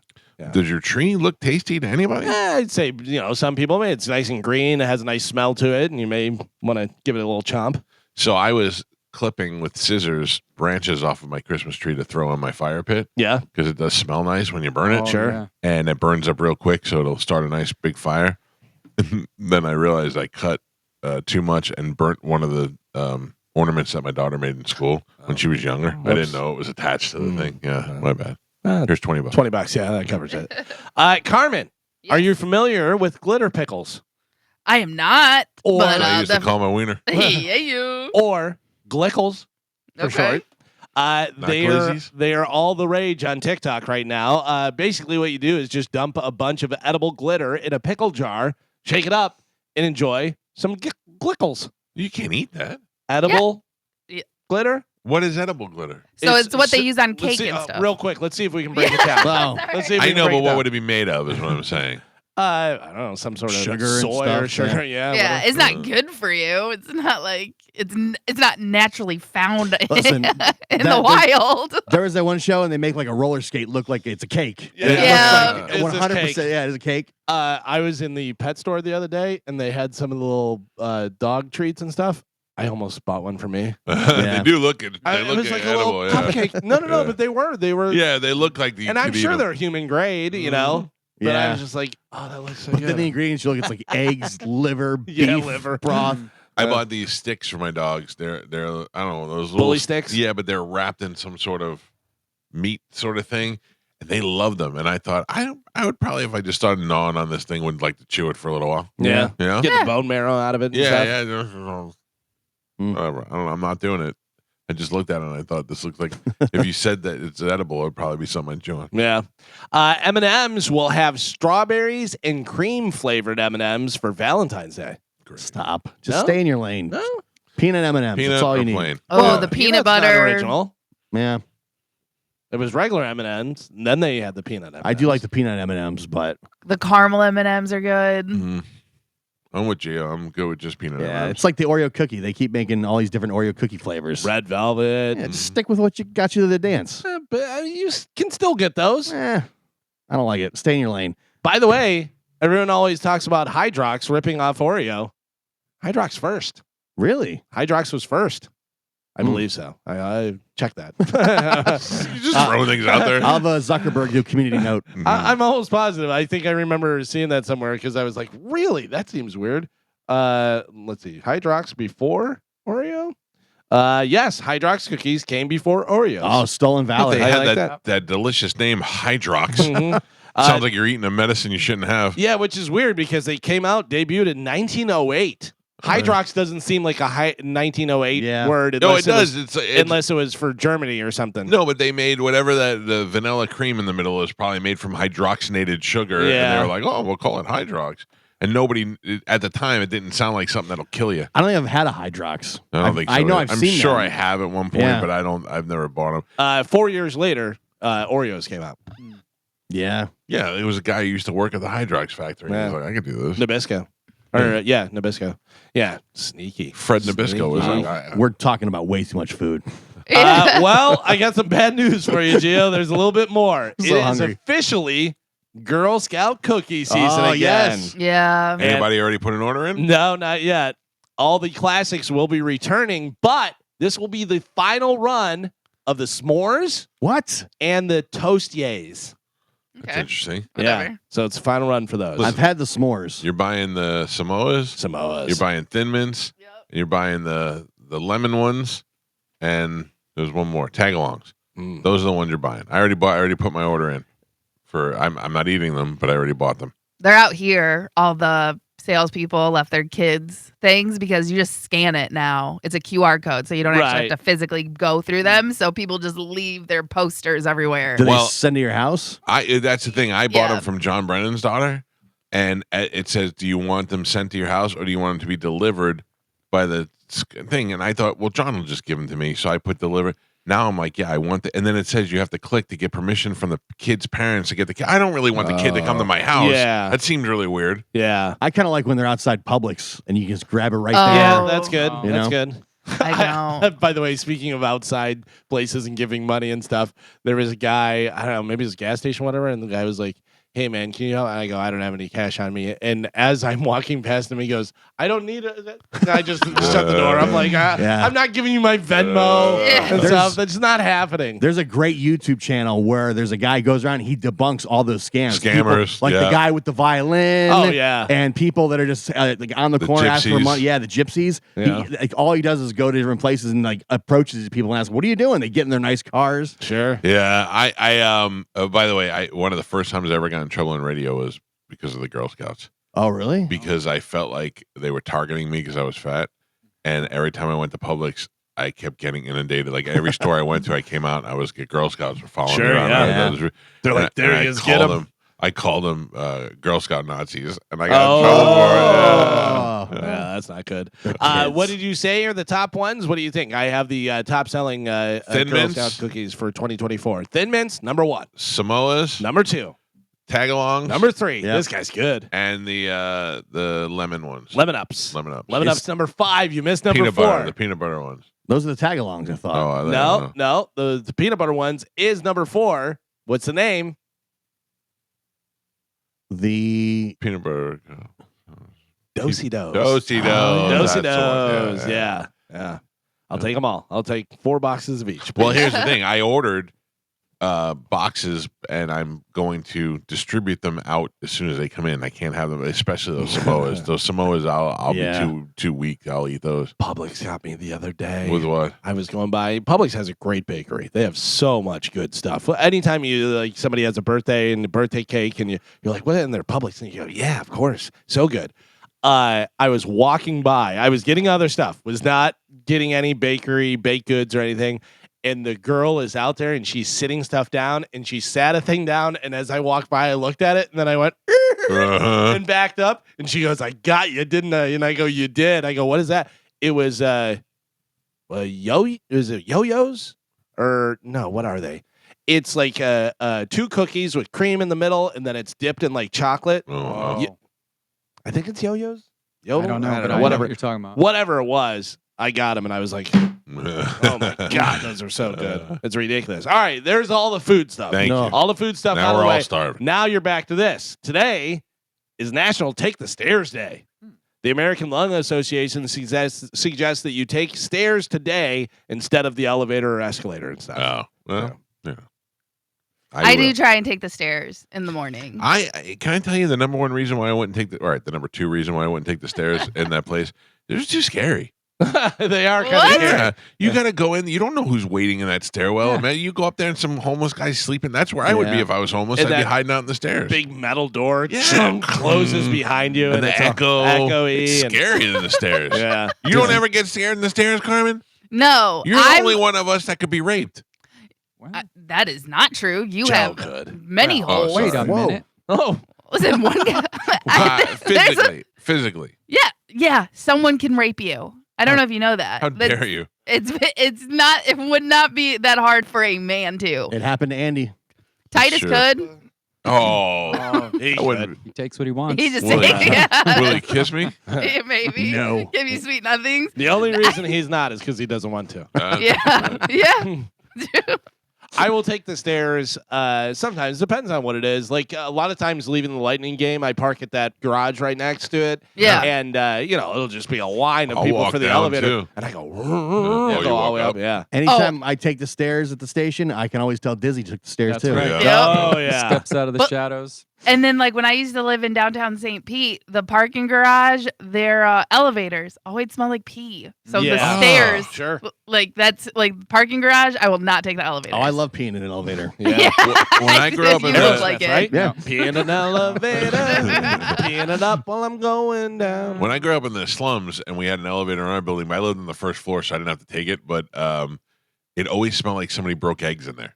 Not rotten eggs, just like eggs, like just gross. Weird. Yeah, it was a disgusting place. An Australian developer demolished the boyhood home of AC/DC's Angus and Malcolm Young. But the company says it wasn't told that it was had any historical significance. They plan to build a bar or cafe to commemorate it now. Oh, well, there you go. Yeah, he was like, oops. Yeah. Whoops. Sorry. Sorry. Peter, Paul, and Mary? I do. Who's still alive? Mary and Paul. Peter lost his battle with cancer. Yeah. He was 86 years old. Paul is the only one now left. Mary's gone too. Mary's gone. Paul in 1970. Wait, no, Peter in 1970 rather was convicted of taking, quote, improper liberties with a 14-year-old girl. Oh, really? Yeah, Peter's the one who just died. He was actually pardoned in 1981 by then outgoing president Jimmy Carter. I think back That's then, a pretty interesting party. Yeah. back then it was like cool to do that. A lot of you heard a lot of Yeah. Songs. Jerry Lee Lewis. a lot of musicians. Yeah. What's your favorite Peter, Paul, and Mary song? I don't have one. Puff the Magic Dragon? That's the only one I know. Right. Yeah. Then there's this though. You'll know this when you hear it. You pedophile, you're dead now. Yep. 14. Come on. 14. That's not even close. No. That's not even 17 and a half. That's 14. Wild. That'd make me have to kill him if I was that girl's father. I'd kill Peter, Paul, and Mary just because of what Peter did. I'd kill Peter and Paul with Mary. Yeah. How about that? Yeah. You make Joe? Peter watch. Joe, this sounds like something that would be right up your alley, buddy. All right. I think this is something you want to go and do. There is a 45th anniversary screening of The Shining at the Timberland Lodge in Oregon this October.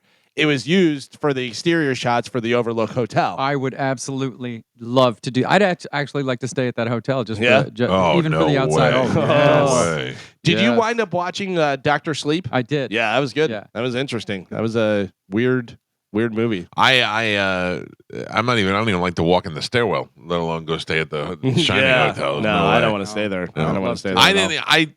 I went to the house where they put the horse's head in the bed in The Godfather. Oh yeah. When I was in California, like on a tour, but I didn't want to go inside. I'm happy just driving by and looking at it. Oh yeah, there it is. So that's 45, the 45th anniversary for The Shining. Here we had the other day a bunch of albums that were turning 50. Yeah, A bunch of movies are turning 50 as well. A lot of classic movies turned 50 I don't even this want to year. hear this. This Yeah. is gonna make me feel like So here's a few different ones. I know one. What? Godfather 2. Godfather 2? Is that right? They don't have it on the list. Doesn't mean it's not. I could be wrong. Check the date. Or yeah, I don't remember. I remember Godfather 1 was I think the year that I was born in 71. So we were talking about The Shining, another Jack Nicklaus vehicle. One Flew Over the Cuckoo's Nest, Yeah. Great movie. turning 50. Yeah. The Sunshine Boys, remember that? With George Burns, Yes. where they were robbing banks and Yeah, doing the that old stuff. man, yeah. 3 Days of the Condor Okay. is turning 50. Dog Day Afternoon, Oh wow. Rocky Horror Picture Show, Yeah. Oh man. Cooley High, which was the inspiration for what sitcom? The Different World. No, Oh. close. The Cosby Show? No. Earlier. Good. What's happening? What's happening? Yeah, Yeah. Actually, a lot more serious, Cooley High, but then wound up Right. the inspiration for that. Yes. Excuse me, guys. Do it. Here we go, Bone fam. The Bone Bonus. Sponsored by Anajar and Levine. Accident Attorneys. Call 1-800-747-FREE. That's 1-800-747-3733. This hour's Bone Bonus keyword is Rich. Oh boy. This hour's keyword is rich. R-I-C-H. Head over to the 1025 The Bone app now and enter rich before 30 minutes past the top of the hour. And that $1,000 Bone bonus could be yours. And guess what you'd be? Rich. Rich. Yeah. Good luck, everybody. Get them fixed. Kenny, I didn't know you wanted the fix. I couldn't stop saying that over. Oh, I love it. I love it so I can't. And much. I was driving my wife crazy. I was like, the fixing. Did you or did you not just start a fire on my face? Oh, I know, it That's feels kicked on. hot, It's so yeah.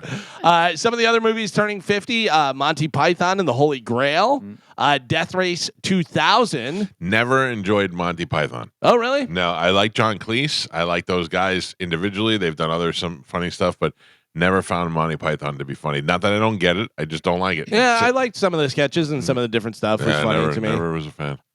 Joe, one of your all-time favorites, I'm sure, and a great movie that they did on Netflix where they showed like it was Movies. how he became whatever, Dolomite. Oh, fantastic. Dolomite and Eddie Murphy Yeah. did that. And it was Joe fantastic. likes, without making fun of Joe, like we a lot of times we'll call Joe racist and stuff, but Joe likes black exploitation movies. I do. And that Dolomite Eddie Murphy movie was It was really awesome. good. It was Yeah. really good. And very close to the original. Yeah. You know. Yeah, but it was the whole process and how Yeah. he became the Dolomite character, and it was good. Another movie turning 50. Tommy is The turning Who? 50. Oh, Yeah. And then Funny Lady, is that with Barbara Streisand? Yeah. That is okay. And this one, of course, that everybody has seen, turning 50 this year. Jaws. Oh wow! Isn't that crazy? Yeah. Yeah. Man, remember Jaws? I mean, Wow. Jaws to this day still made people scared to go to the beach. Oh, so Yeah. good, man. Sounds So about good. right though. 50, I think. Yeah, if you think about it, because Yeah. it's when we were kids and when you were, probably Yeah. right before you were born. But I remember Came when out I in was 75.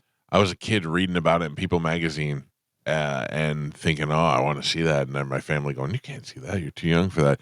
But that made me want to see it more. And then when you finally do see it, it's the scariest goddamn thing ever. It still holds up too if you watch it. Oh, today, yeah. I feel like. yeah. And the story behind that movie, fantastic. The reason that it turned into that was because the shark didn't Looks work. so fake. Yeah. Yeah. The He shark said it didn't looked look like a robot, and it Yep. wasn't working a lot of times, so they just used the camera to scare everybody. And they were rewriting scenes at night with And- Robert Shaw. Yeah. How much John Williams helped out. John Oh, Williams yeah. with Oh, the yes. great Jaws theme, Yeah. and Robert Shaw. I mean, you talk about great acting. Oh, and so good. Dreyfus and all that. I mean, Yeah. that was there was a great combination of everything. Yeah. And just the different shots whenever Roy, I always see his name now. Schneider? Scheider. Scheider. Yeah, because there was another guy, Schneider, different. Rob Schneider, Yeah. Roy Scheider. Yeah. Roy Scheider, when he does the thing, drops a cigarette and looks up and it zooms on his Yeah. face and he's like, oh no. That's so good. Well, there you go. A bunch of movies turning 50 making you feel old. That is it for news. 100% old. Yeah. Um, Take the stairs. you know what I watched yesterday that I didn't normally. I thought was okay when I first saw it, but I watched it a couple more times since then, and I really think it's a good movie. Is War of the Worlds with Tom Cruise? so good. Yeah. Yeah. Yeah, I thought it was kind of like cheesy, and the way they had all that. I don't know, the whole. I'm a bad father. You're I was like, but then I really realized what a good actor those kids are. I mean, Dakota Fanning, obviously, but that even like the kid who played the boy in that was really good. Right. Yeah. And then how good Tom Cruise had to be to make you feel the stress of him being a good father and fight aliens at the same time. That was I don't know. It's a really good performance. and Crazy Tim Robbins. Crazy Tim Robbins is in there. I mean, I don't think I appreciated it the first time I saw it, but now after I've seen it a couple of times, it really is a good movie. I really think that may be some of my favorite movies is what you would do in the situation. If you Sure. put yourself in the situation, any situation, but like that, do you just go, well, aliens are here, we're done? Yeah. You know what I mean? Or are you driving and going on the side of the thing and doing all So this can I crazy tell you stuff? what I always think when I watch that movie is that you see how they're all walking down the street with their belongings in their hand. I'm not moving. I'm staying right where I am. I'm Okay. staying put because it's going to be worse out there while everybody is moving. Yeah. Unless it's like California where the fires are definitely coming here. Right. Then you got to go. But in the most part, I would stay put, stay where you are, and just work on keeping your base. Yeah, because solid. I don't know where you're going. Right. Unless it's to get to higher ground, if there's, like in flooding or something. the tidal Yeah. wave, tsunami thing or whatever. You're like in the purge where they like lock up the house and Yeah. waiting everybody to get out. Yeah. Well, also just because like we don't know where we're going. You're Yeah. just getting out and you're just walking away because the aliens are coming, so we have to walk. Well, okay, they're not gonna catch you. Can I tell you the first Purge? Great idea and great movie. Yeah. Like that's great. I don't know about the other ones. I didn't. Great idea, good movie, bad ending. Yeah. You know what I mean? That's Yeah. what it's like. We got an idea, but we can't quite wrap it up. And they're like, all right, let's They made look like at the neighbor. 2 more after that. I think know. I saw part of the I second think one. they made more. Yeah, than that, too. maybe. And then there was a TV show too. yeah. They weren't any good though. I don't recall. The Purge is one of those things to me where I don't need to see it. Somebody could just tell me about it, and I go, oh, that sounds pretty good. Yeah. That's all I need. All right. Well, hopefully you're putting the bone bonus keyword in the app. We got to take a break. When we come back, Galvin's got a brand new open letter. We got comedian Mike Young is going to be here. Mike's first time on the show. He'll be at the Funny Bone in Ybor City with Steve Simone and some other people, and we'll talk to him. And then we got Death Pool picks coming up in the 9 o'clock hour because people are dropping already, and we're going to start missing out. And I think, Gio, can we all agree this year that We're not going to bitch about it for a whole year if we decide Wow. somebody doesn't make the list. Okay. Mhm. I mean, I'm just saying. We say it. We vote on it as a show. If it doesn't make the cut, it doesn't make the cut. All right. All right. Are you going to try and get that guy in there again? He's No, dead. he's dead. He died. That's why Gio was so Oh, mad. that's He right. died. It was rigged. Uh, No. All right, we'll take a quick break. Open letters next on 102.5 The Bone. Oh, man, Charlie Belcher's bald spot's getting bad. Uh-oh. He just put his head down, and I saw it, and I went, oh, boy. Oh my god. Oh, yeah, that's my friend. That's You my know. friend. That's who I'm my friend. calling Look how out. bald he is. He's on TV. He knows he's going bald. He should fire that cameraman. No shots from above like that. What's he making? What's he making over I there? don't know, but he put a branch into a thing, and it's And like liquid squirting came out out. liquid. And Is are they going to drink that? Is that sugar cane? Oh, is that what it is? Sugar cane? Oh, he's drinking it. Doing shots. Put some hair on your head. Yeah. Charlie looks good. You know, he looks good. No, I didn't say you that. said bad. I did not say bad. I said his Said bald bald. spot was getting big. Got the receding I hairline? got one, too. Oh, look at it. Look at it. Look at it. You see it? Oh, you got to fire that cameraman. Oh, He should know better than should to. never have the above head angle. No, that angle Ever. should never make live Never. TV. Mm. God. You gotta do what you gotta do. Listen. It's coming from a girl who shaves her face every day. Yeah. She knows what's up. Joe, Yeah. you're a video guy. How does he fix this shot over here? Oh, don't He start on gets Joe. shorter. The cameraman needs to be shorter. Leave Joe alone. You've been picking on Joe too much lately. Yeah, Gio. Me? Scumbag. He's going to yell about 10-year-olds again. Although I did talk to Joe, and Joe said we are all set for. Oh. He said that Corey was going to teach him how to use the machine. That's right. Mm. That's exactly right. Do you feel confident in that? Very Me? confident. Yes. I feel confident that when it comes time for us to broadcast live from the Super Bowl, Joe will have us ready to go. I also feel confident, Michael. There you go. Mhm. That's all I need to know. Yep. As long as Joe gives me the thumbs up and lets me know that we will be fine, I can trust in his work and his work ethic. Mhm.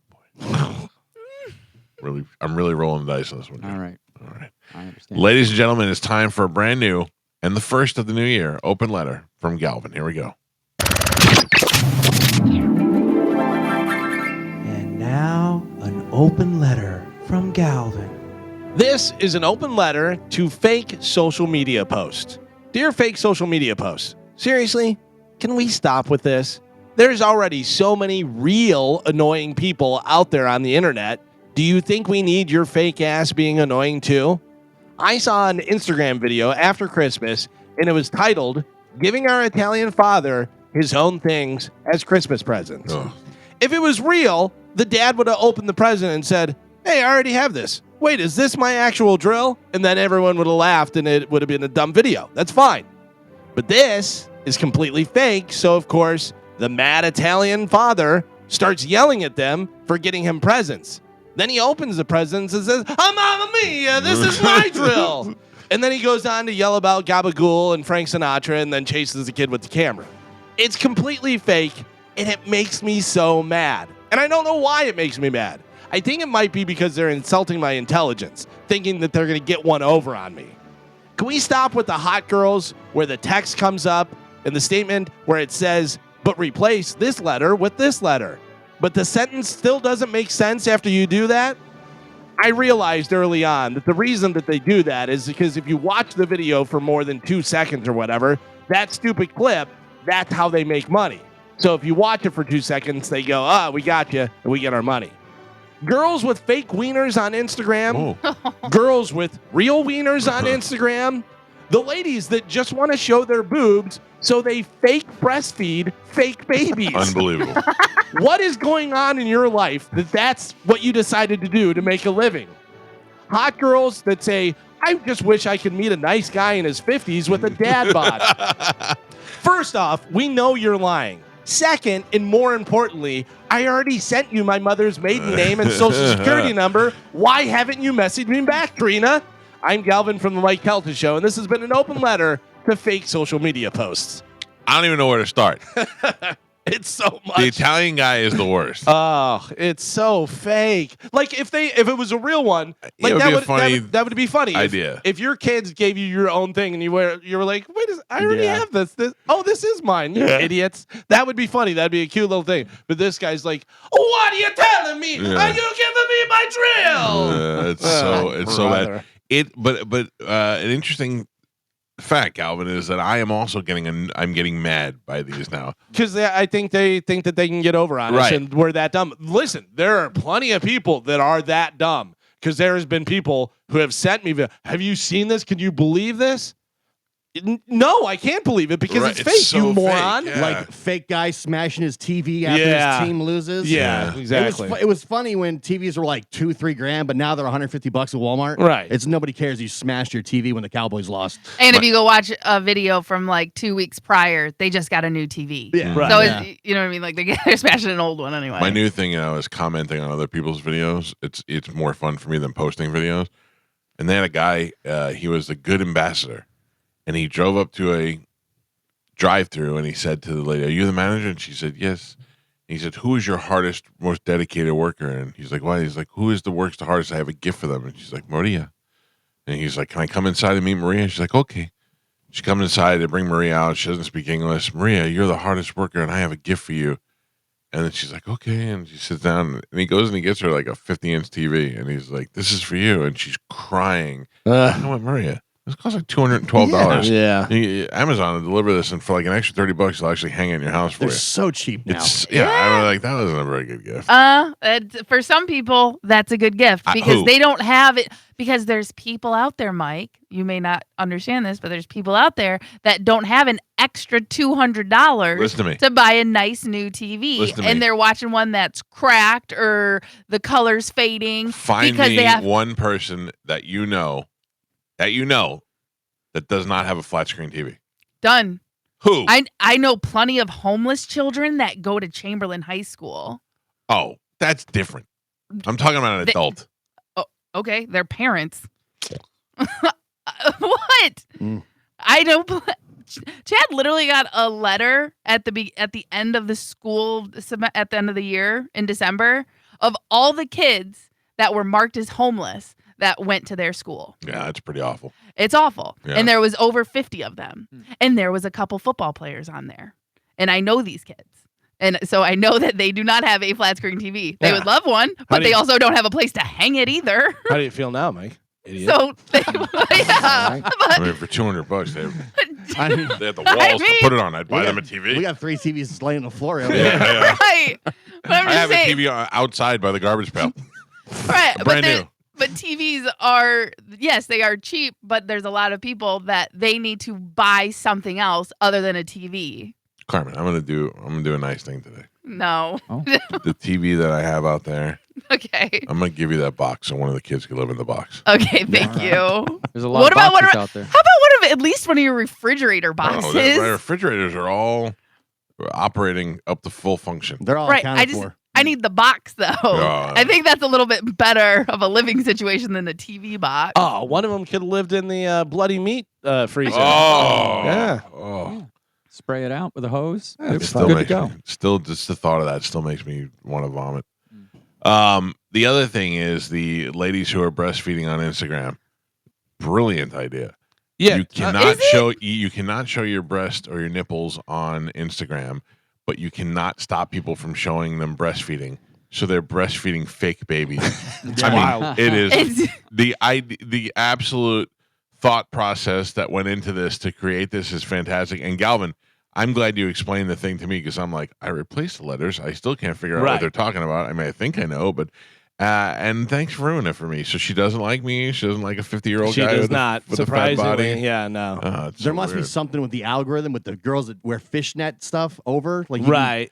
100% Oh, see. yeah. But Oh, there's But ones that have the panties on and like pull the panties down and you're like, I see everything. Yeah. I can read your lips. it must not trip off the algorithm. But for some girls, it does. So I think it's all Oh, about. really? How do you know? Oh, what's up? Ah. No, because girls bitch about their posts getting taken down all the time. Yeah, I Yeah. follow a girl who just put a picture of her ass up. Like she just bent over and put a picture of her ass up, and she said that they took her picture down. Or are Blocked they her bitching? account. Right. Or are they bitching about it to get more attention? You never, but see, that's the thing. Yeah. You never Right. know what the intention is, but there's plenty of girls that get around it. But how they get around it is, here you go, creeps. I'm outing you They- because you follow them because their account is private. Yeah, they complain about their ass being taken down, but go follow their OnlyFans if you really want to see what's Yeah. going on. Yeah. The other Right. thing that makes me mad from watching it is yesterday I reached my breaking point with Mario Lopez. I was sitting on the couch and Mario Lopez was like, straight after the Golden Globes, we go to this guy's house to talk about his new romance with and I go, shut it off. Just shut it. I was sick of hearing about celebrity relationships and all. And it was like, it wasn't even something good. It wasn't even like Ben and J-Lo broke up and they got there to finalize their divorce yesterday. And I'm like, I don't care about this. Why do I have to hear about this anymore? The fact that Tom Holland and Zendaya got are engaged, yeah. That was a big topic in my house. Yeah. It was like a huge deal. we went like this. We went, oh, well, yeah, I would have got engaged to her too if I was both him. my daughters were talking about it. I'm like, it's Spider-Man. It's exactly what it is. It's gross. All right, we got to take a break. We've got a comedian named Mike Young who's never been on the show before who's coming in. And then we got to do our death pool picks at the top of the hour. So we'll take a break. Mike Young in the studio next on 102.5 The Bone. In the studio with us is comedian Mike Young. How is it that with all the mutual friends we have, you've never been on the show before? I think I'm offended. I don't recall you rolling through town very often. Where do you live? I live in Detroit right now. Okay. I was LA 17 years. That's why. But like 15 years ago, I came through Tampa with Brett Ernst. Oh yeah. And Sebastian Maniscalco on the Young American Comedy Tour. I've known your name forever, and I'm surprised. Yeah, I don't know. Sebastian's number one on our list of people we used to put on the air who became famous who we can't get on the air anymore. I mean, we used to put Sebastian on the air when he couldn't sell out Side Splitters or he couldn't sell out the Funny Bone or whatever, and he would come in here and he'd be like, I'm trying, I'm busting my ass. And then all of a sudden one day it was just like, boom, rocket ship. He became a superstar. It was a rocket ship. I watched it happen. It was pretty impressive. Yeah, I like Brett. Brett was just in here not too long ago. Oh yeah, Brett's awesome. He's with us tomorrow actually. Do you know what put you over on this show? Because you hit me up about coming on, and I get that a lot, especially on social media. No, I don't care. I mean, it's how we find new friends of the show. I love it. I love, but not all of the people who hit me up are worthy of coming on the show. Yeah, and especially a lot of like up and comer guys. I know one day you'll be good, but we're not quite there yet, you know. And it's not that I don't know. Anyway. The whole point was I saw that we had a lot of mutual friends. I'm like, this guy's got to be good. He's got to be, And who do you think I talked to, or unless you know already, that I reached out to and to double check it, that gave you the thumbs up that I was like, all right, yeah, book it. It's either Jen Sturger or Bert Kreischer. Neither. Wow. Bert, Bert and I during the holidays, he's over there and he goes to Italy and all that stuff. I haven't talked to Bert since November. Okay. And I haven't talked to Jen in probably over a year. Just because she's out running around. No. Give me one more shot. Yeah. Paul Verzi? There you go. Paul Verzi. I saw that you were with him or put a picture up of him, and I said, hey, I said, just talk to this guy. He's going to be in town. Should I put him on the show? And he wrote back, absolutely funny, good guy, one of us, blah, blah, blah. I was like, all right, that's all I needed. Dominus Verbiscus from Verzi. Yeah. Yeah. He's a good one, man. So now, give me your background, because I saw that not only do you do comedy, but you what were you producing things or directing things? Writing, directing. Yeah. So background is stand up. Came up with Brett, Sebastian, all those guys. Started the Comedy Store, stand up my whole for years and years. And in the middle of all that, I ended up selling a script and making a movie called My Man is a Loser, and they let me direct this thing. Really? And it starred Michael Rappaport and John Stamos. And so the movie gets sold and does pretty well. And then I'm still doing stand-up. Who is the loser? Rappaport? I mean, I'm going out on a limb on that one. Rappaport's strong loser. Yeah. Surprising. One of the best losers in the game. I love Rappaport. That's my boy. He's been in. So from that, I've done 3. I've directed 3 and made 4 movies now. Rappaport's in 3 of them. Oh, really? I just go right back to Rappaport. Do you think that Rappaport brings you down in the movies? Do you think nah, he's a great actor. I'm just busting his balls. So let me ask you this. So I have written a couple of things. Yeah. My wife is always like, and even my niece who lives in California and works in the industry is like, that's a pretty good script. But what do you like? I wouldn't even know where to start. And I have an agent and the whole thing, but I wouldn't even know where to start. And then all of a sudden they get this pilot that I wrote and they like it, right? And then they go, oh, we like it. Give us the rest of the show. I go, well, I don't have the rest of the show. Yeah, it's a whole process. Yeah. It's a ton of work. But if I always started with it. Always starts with the script, and then you get your script, you send it out to people, and you look for independent money if a studio's not going to pick it up. I just wonder how many, like in my mind, they're getting so many scripts from people who think that they're giving them good scripts that I'm just going to be like one of those guys that thinks I have a good script and it's going to go on a pile and nobody's ever going to look at it. So I toured with Saget for years, right? Okay. I toured with Bob. I opened for Bob for a lot of years. So when I wrote this one script, I was like, John Stamos is perfect for this part. Will you please get Stamos the script? He got Stamos the script. He read it. He goes, dude, this part is perfect for me. I'm in. Wow. So I had Stamos had said yes. So then I went to some money guys that I knew who wanted to make a movie. And you got John Stamos attached to it now. Stamos was the stud centerpiece, and then Rappaport was the fumbling husband, and we made My Man Is a Loser, and that was how the first one happened. And after the premiere, some other finance guys that wanted to make it like $1 million movie were at the premiere. They came up to me right after. They're like, "Hey, we loved your movie. Do you want to do a movie with us?" What is the budget of the Loser movie? My Man Is Loser was $5 million. Wow! And somebody put that up. Somebody, but in movie, a group of people. In movie terms, is not a lot of money. But it was a lot of money for you to gather. I grew up on a scrap metal truck shoveling brass every day with my dad. Gotcha. $5 million is a lot of money, no matter what country you're from, what neighborhood you're from. But you knew you could confidently make a movie for $5 million. I thought I could make that. I was willing to make that movie for $1 million. Right. But it was like some big money hedge fund type guys that wanted to puff out their chest and say, if we're going to make a movie, we're going to spend. Stamos is getting a trailer. Rappaport's getting a trailer. Brian Callen's getting a trailer. Nobody even knew who he was. The mere fact that Bob Saget gave it to Stamos says something about you and true. him. You know what I mean? Like, because how many people brother. come up to Saget and say, "Hey, can you do this? Can you get this to this guy?" And he's like, "Yeah, sure." You know what I mean? Like, that had to have been him going, "All right, this guy's funny. I know this guy. Stamos, read this." Yeah, he had a lot of confidence in me, and plus I had written other things that Bob had read. Right. And so I could write. I always loved writing just as much as I love stand-up. Yeah. But stand-up was like my passion. So I stayed on the stand-up course, but I would always be writing on the side. And so as things got written and finished, excuse me, I would show them, I'd show them to my friends or show them to people, and they'd be like, "Hey man, you got to figure out a way to make this."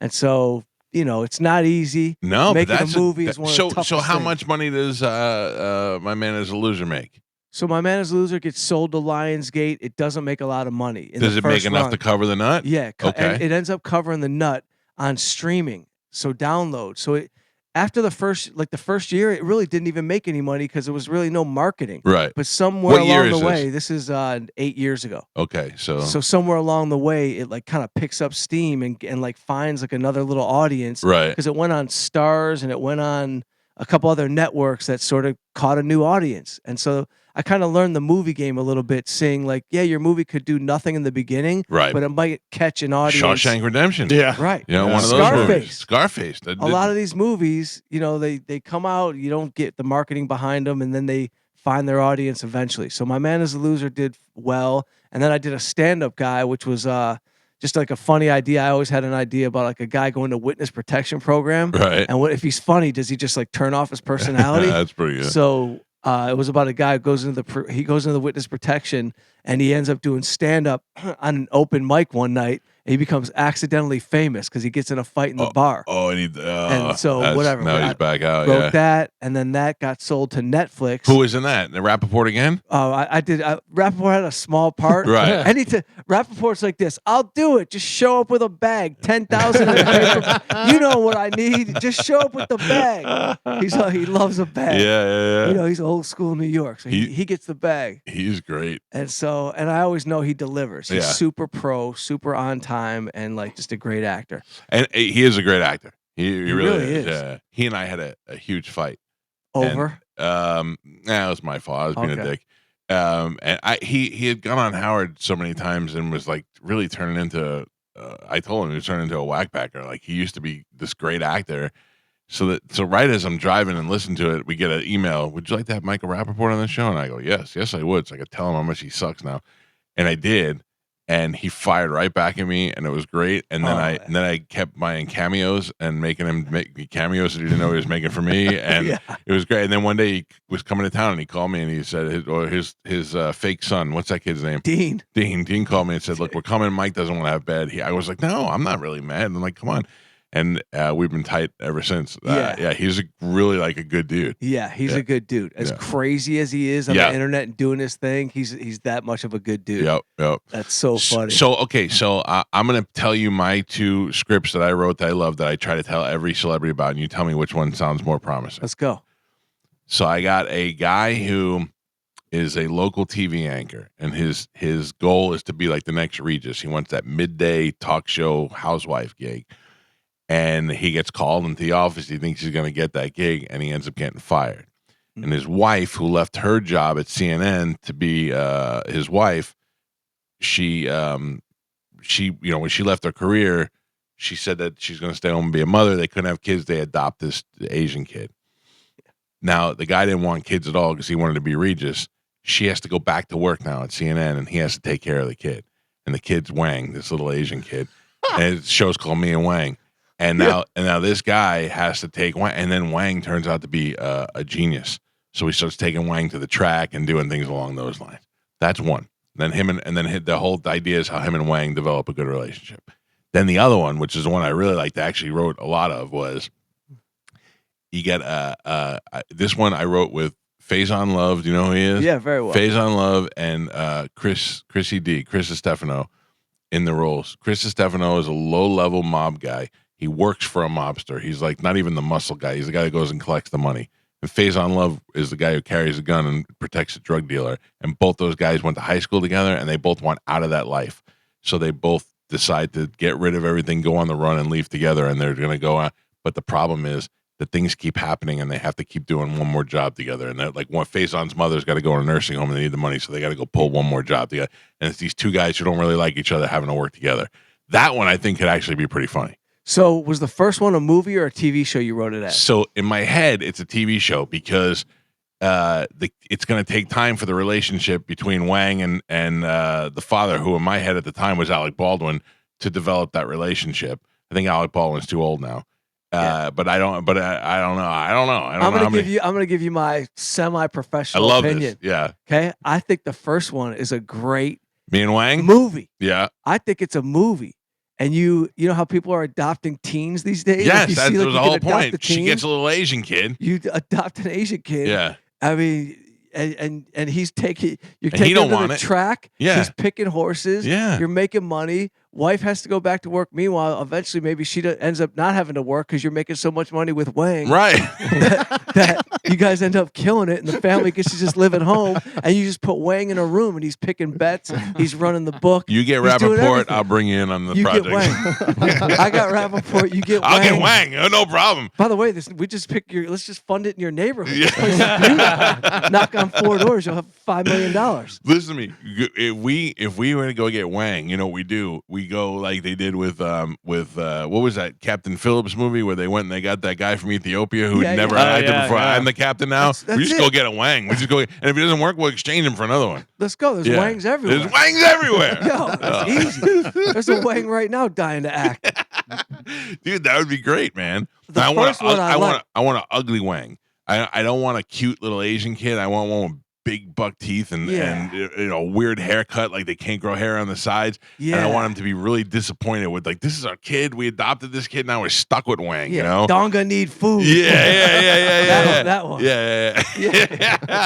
All right. Yeah, good. you gotta get real. The second one's good. I was just trying to fit you like the road movies. You got to really think those out. Right. Because if they want to because if you're a criminal and you want to get out of the life, you know, it's one of they pull me back in. It's too much to think about. What if they got to keep robbing places? They might as well just be thieves. The thing in my head was it was in the 80s, and they were just Chris Stefano's role was just such a fumbling Staten Island, New York idiot that it would be great. And Faison Love is constantly annoyed with his face. You know what I mean? Yeah. So, I don't know. 80s changes things a little bit, but I like you and Wang. Me and Wang. I could see you and Wang.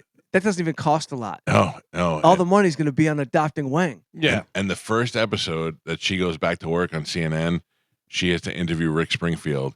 and he's pissed off because she banged Rick Springfield back in the day, and it's always been like a bone of contention in their relationship. That's hilarious. Yes, he did, and because we can get Rick Springfield. Oh, that's hilarious Yeah. because I actually have a thing where I wrote, and one of the moms had slept with Brett Michaels back in the day, and she named her kid Brett. And her last name's Michaels. Yeah. Bro, I Yeah. got you. We had a guy who worked on the show.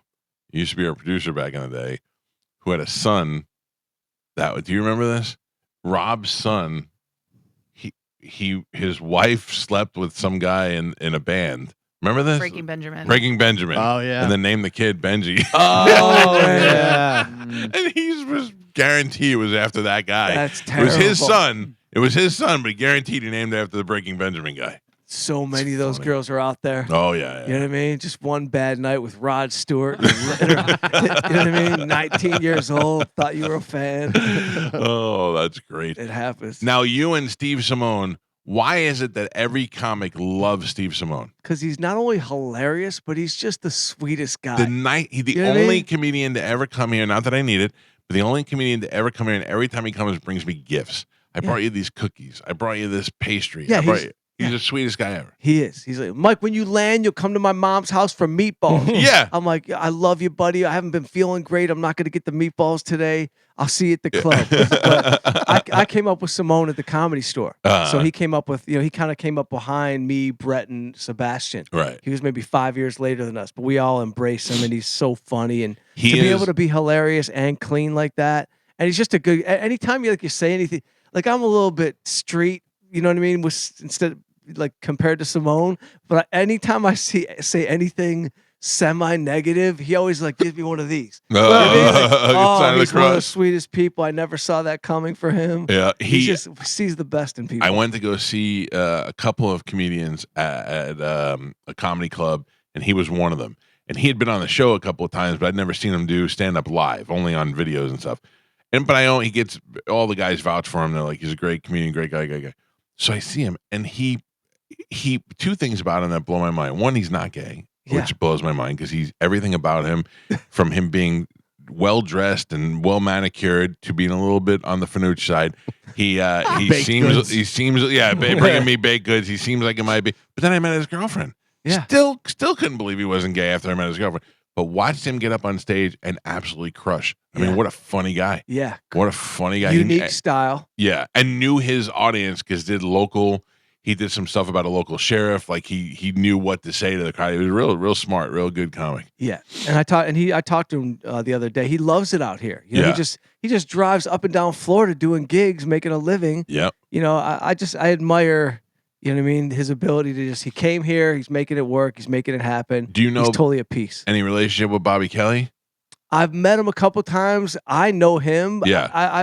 I think he would know who I am, but no, we're not like friends. We don't hang out, but like I know Verzi hangs with him, and He'll know who you are. But I'll go. Table. I'll go. Mike Young, he's coming to the shop. No, I mean maybe. I don't know, but that's about. I want to be his friend. He's hilarious. He's my number one best friend. He's the best. But why was I bringing Bobby up? I was going to tell you something about Bobby, and I can't remember what the hell I was going to say. Doesn't matter. Oh, yeah, I don't. Nicer than Steve Simone? No, definitely not. In fact, difficult to be friends with. Yeah. Bobby, he's it's like having a angrier wife. It's what it's like. Yeah. I saw him and Ari Shaffir planning a trip together when I was in New York. They were like planning a trip. We were all at the Cuba. same table. Yeah. Yeah. And they're talking about where they're gonna go and who's gonna get the cigars and who's gonna smuggle what. So that made me mad because Bobby and I really are best friends, and our families go on vacation together. And then he's like, "Dude, I'm going to Miami," and I go, "Oh, maybe I'll come down to Miami." Well, I'm going to Miami, and then me and Ari are going to Cuba, and I go, well, how did I? You won't go to Cuba. I absolutely would go to Cuba. You wouldn't even take the time off. You won't go to Cuba. Okay, so I'm not going to Cuba. So now I'm mad at him and jealous that him and Ari Shaffir went to Cuba. Yeah. Oh, they went? And they went, and while they were there was a blackout. And was it a storm or was it? No, it was the hurricane. It was the hurricane. Oh, the hurricane. Yeah. Of course. And now they're stuck there. There's a hurricane. They have no power. And I go, good. I hope you're fat and sweating while you're there. I hope it's miserable. Yeah, But that is they had a hilarious. good time. I watched them planning that. Yeah. We were at the cellar in New York, just all a bunch of comics hanging out, and I'm like, "What are you guys talking about?" Yeah. The fact that Ari even knew about Cuba shocked me. He had like connections over there. Ari knows everything. Ari is the most well-traveled out of all of them. And really he is, yeah. But he also is the most adaptable. You can drop Ari Shafir in India or in Africa, and he'll be fine. Whereas, like, I would stick out in any other country. You put me in Europe, I can get away with being in Europe. But anywhere else, Yeah. they're gonna be like, "That's a fat American." You know, You're Ari. sticking out in Norway. Yeah. Ari is just change hats. Yeah, Once he changes hats, nobody knows who he is. That'd be his movie. Yeah, All right, you want a movie for yourself? Drop yourself in any place. Any place. And there you go. Yeah. This is Mike Young who's here with us. Mike is going to be at the Funny Bone, which is formerly what was it? Improv in Ybor City. That's tonight only. Yep, one night only. You, Steve Simone, and who's the broad? Me, Steve Simone, and Lace Larrabee. Do you know her? I don't. You're gonna like her. I would imagine. I mean, I would imagine you guys. Does she hanging with like to her be shit. called abroad? Yeah. She actually doesn't mind at all. See, She I can knew hang it. with the fellas. I knew she would. Yeah, she's funny. So we're here on the rock comedy tour. Yeah. Now, what is that? What rock comedy? You mean just like it's edgy comedy, or is there some sort of rock music involved in this? Okay, you ready for the Yes, story? yeah. All right, okay. So Dan Gilbert, who owns the Cleveland Cavaliers, Rocket Mortgage, Quicken Loans, his company was sponsoring this tour. This originally was the Rocket Comedy Tour. 25 cities, sponsored by a mortgage company. I went on and did a show for 120 Rocket leaders before we launched the tour, and I offended somebody. I offended somebody in HR, and they came to me after. They go, "Mike, we're changing the name. Oh, really? You got the deal. Go have a great time." But Rock Family of Companies still owns Rocket Mortgage, but they changed the name because they were afraid I could potentially bring down the publicly traded company. God. How bad was the joke? I can't say it because you told me I can't curse. But You can't curse, but you could dance around it. I'll dance around it. It's about the bit is that I dated a girl from another country and all she wanted was a green card. Yeah. I said the sex was unbelievable. I said you sleep with someone who's afraid of being deported. It's the greatest sex ever. That's good. And I basically said passport sex. Yeah. And it's one of it's a hitter. That joke bangs out everywhere. Somebody got offended. Meanwhile, they were from Canada. They weren't even looking for a green card. Yeah. Wait until we take them over. Canada, we're taking them over. Let's go. Isn't that weird how people can affect things now just by it ripple affected? But I don't understand. I've never been. How is it that I'm so perfect that I've never been offended by anybody? That I've never Same here. Or if I don't like something, I just don't just walk away from it. And you have to know that you're going to a comedy show. You're not going to agree with all the jokes, and it's jokes. It's amazing to me people who get offended by jokes. It's not just that. In the 20 years of doing this on the road, it's never happened. I've never seen anybody like, who's the sponsor behind this tour? Is there a company? We will bring them down. It's never happened. No. So I understand because they are a public company, right? And they still gave us the deal to go on tour. And That's pretty cool. And I got to build a brand. So I'm building this rock comedy brand, and I'm bringing in all the best comics: the Brett Ernst, the Butch Bradley, Steve Simone, the Lace Larrabees, Verzi. So I get to go with my friends and just have the best shows. Well, that was the other thing that I noticed, that like when I didn't know who you were, we didn't know each other. I look at who you're with, because a lot of times these guys will roll through. Hey, we're bringing the one night show here, and that night stinks. It's one guy who's okay, and then two guys who are even worse. And you're like, nah, that's terrible. But I saw that you're with all these other good comedians. So I'm like, this must be quality. It's the best tour because it's luckily we have a sponsor, so we have a budget, right? And so I'm able to bring guys like Brett Ernst and and Bobby Lee and banging comedians that are all at that level. Like we can't afford Sebastian anymore. No. He doesn't call me either. You know what I mean? Do you know when's the last time you talked to him? I actually do talk to Sebastian. Yeah. He's in my new movie. Really? He cameoed. What is the new movie? I got a new movie called Stealing Jokes. It's out right now. Okay. Well, see, you need to tell me about this. I thought you knew. No. Yes. We do no preparation on this show. Oh, that's great. So Stealing Jokes. Yeah, if you look it up, it just came out 2 weeks ago on streaming, and it hit theaters yesterday. Okay. And so are you worried that nobody goes to the theater anymore? I mean, now are you just making things for streaming? You know what? I'm trying to utilize the tour to help promote the movie because there's a bunch of comedians in the movie. Jeff Dye.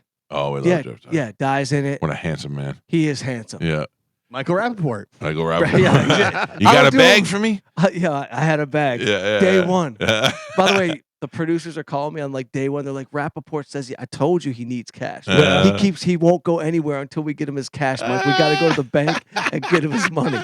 He That's don't move awesome. without the 10,000. That's awesome. I love it. Yeah. So Stealing Jokes is available on streaming now. Yep. It's on Amazon, Apple, all streaming platforms now. And it's actually coming, like it'll play in the Paragon Theater in Coral Springs on Friday. Right. And it'll be, it's hitting all the Imagine theaters. I have to tell you, it's brand new. Built the theater upstairs so I don't have to go to the movies anymore because I hate teenage kids. It's the only group of people that I had. I don't mind any race or any. I just hate teenagers. So, and I have a teenager. Yeah. So he's not allowed in the theater. No, he's not allowed in the theater at all. But seriously, it's a shame because I used to work in a movie theater when I was a kid. I loved going to the movies, and now it's just become like we don't do it anymore. And I feel like all these movies that could have potential to have been get my attention and get other people's attention go by the wayside now because nobody's going out to the theater. That's exactly what happened, and I'm hoping. Like I went and saw. But it could live. It doesn't have to go. It doesn't have to be a theater smash. I mean, who do you go to the theater for? Tom Cruise. Tom Cruise. Tom Cruise. And he thanked us. He That's thanked it. us Yeah. for doing it. Tom, before you go see Top Gun 2, he came on and he said thank you to everybody for coming to the theater to see the movie. And I was like, no problem, Tom. You're welcome, Tom. Yeah. We did it for you. Mike's like, I'm not going to see Complete Unknown unless Tom Cruise is playing. That's right. That's right. So Stealing Jokes is a movie about comedy. It's about 4 comedians that go on the road and they become bandits. They rob the comedy club who stiffed them. Oh, I like that. And now they got to get the gangster his money back. Rappaport's the gangster. Of course. They got to get him his money back. And simultaneously, there's a comedian, Luke Null. Have you heard of him? I don't know Luke. Luke was on SNL, got fired after a year. Oh, nice. So I love dudes that get fired from places. So he plays like a YouTube star that steals Jeff Dye's joke and becomes super famous. Oh, wow. So they got to bring down the house. So they're going to take down, like he's like a Jake Paul type of character. Yeah. So they take down the big house. And things go awry. Who are the other comedians? Jeff Dye? Dustin Ibarra. Okay. Jeff Dye. This kid, Haha Davis. Have you met Haha? No, but super funny. What an appropriate name. Yeah, super appropriate. And he's from Detroit, which is where we shot it. Okay. So they're in it. Sebastian, Verzi cameos for me. Really? So I had these little cameos throughout. I had comedians. I told them, before, we shot the actual narrative piece, the whole movie, but I wanted comedians to tell stories of times they were ever stiff. Oh, yeah. They all got them. Yeah. And so Verzi had the funniest. He's like, this guy tried to pay me in cocaine and vintage coins. Vintage coins. I would have took the coins. He did. Yeah. He took the coins. Oh, And he goes so and funny. he gave the cocaine to his opener.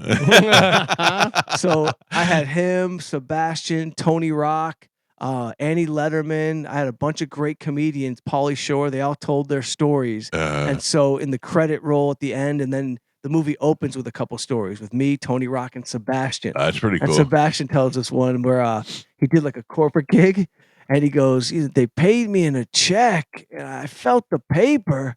It was like cardboard, so I knew something was wrong. He goes, I took it to the bank. They go, hey, this is fraud. He goes, yeah, I know. I was just making sure. And then he looks in the camera. He goes, I got scammed. And so that's kind of how the movie kicks off. Right. And then boom, we go That's into a great idea. Thanks. Do you know he can't swim? Sebastian? He's got a pool. He can't swim. He's taking swimming lessons. Oh, that I did know. I did know he was taking. I went to his kid's birthday party. He's like when she was like 3. Yeah. There was a horse, a donkey, a of course, pony. of course. This kid, he's doing it big. Yeah. He is doing it big. We had heard the rumor, not that he didn't grow up he grew up in Chicago, right? So he didn't grow up in an area where everybody was swimming all the time, and he never actually learned how to swim. But the most amazing thing was not that he couldn't swim, but he's shocked and surprised that people know how to swim. Like we had other comedians say, and he looked at me and he goes, you can swim? And to me, that's one of my favorite things, is looking at somebody, him just being bewildered and going, but you can swim? I will say this about Sebastian, man. He has not, you could say what you want, but this has been the guy from day one that I met to this guy. Yeah. He lived in a tiny 1-bedroom, but when you walked in, it looked like it was a drug dealer's house. Oh, yeah. Everything was gold. The bed was perfectly made. The couch was green. Yeah. You know what I mean? He already kind of had this vision for himself, and he just stuck to it. We were trying to think yesterday about comedians who've done this show who are just super famous now. Guys we had in studio will never get back.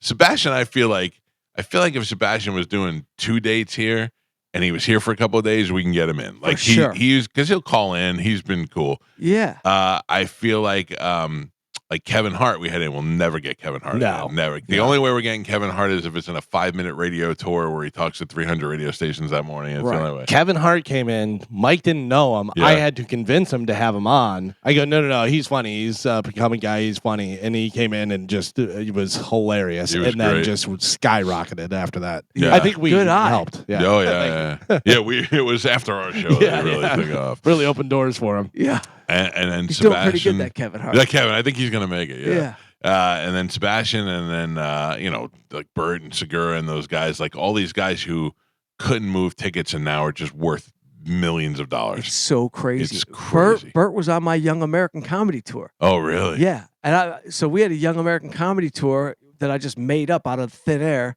And Bert was the first one to like leave the tour and start headlining. And I remember like checking the money. Like I was like, how much? I wonder how much he gets paid like by himself. He was only getting $2,500 for the weekend. Oh, that's right? great. I was paying like $1,800 off the Young American tour. Yeah. And I was like, oh my God, I've been overpaying all my comedians.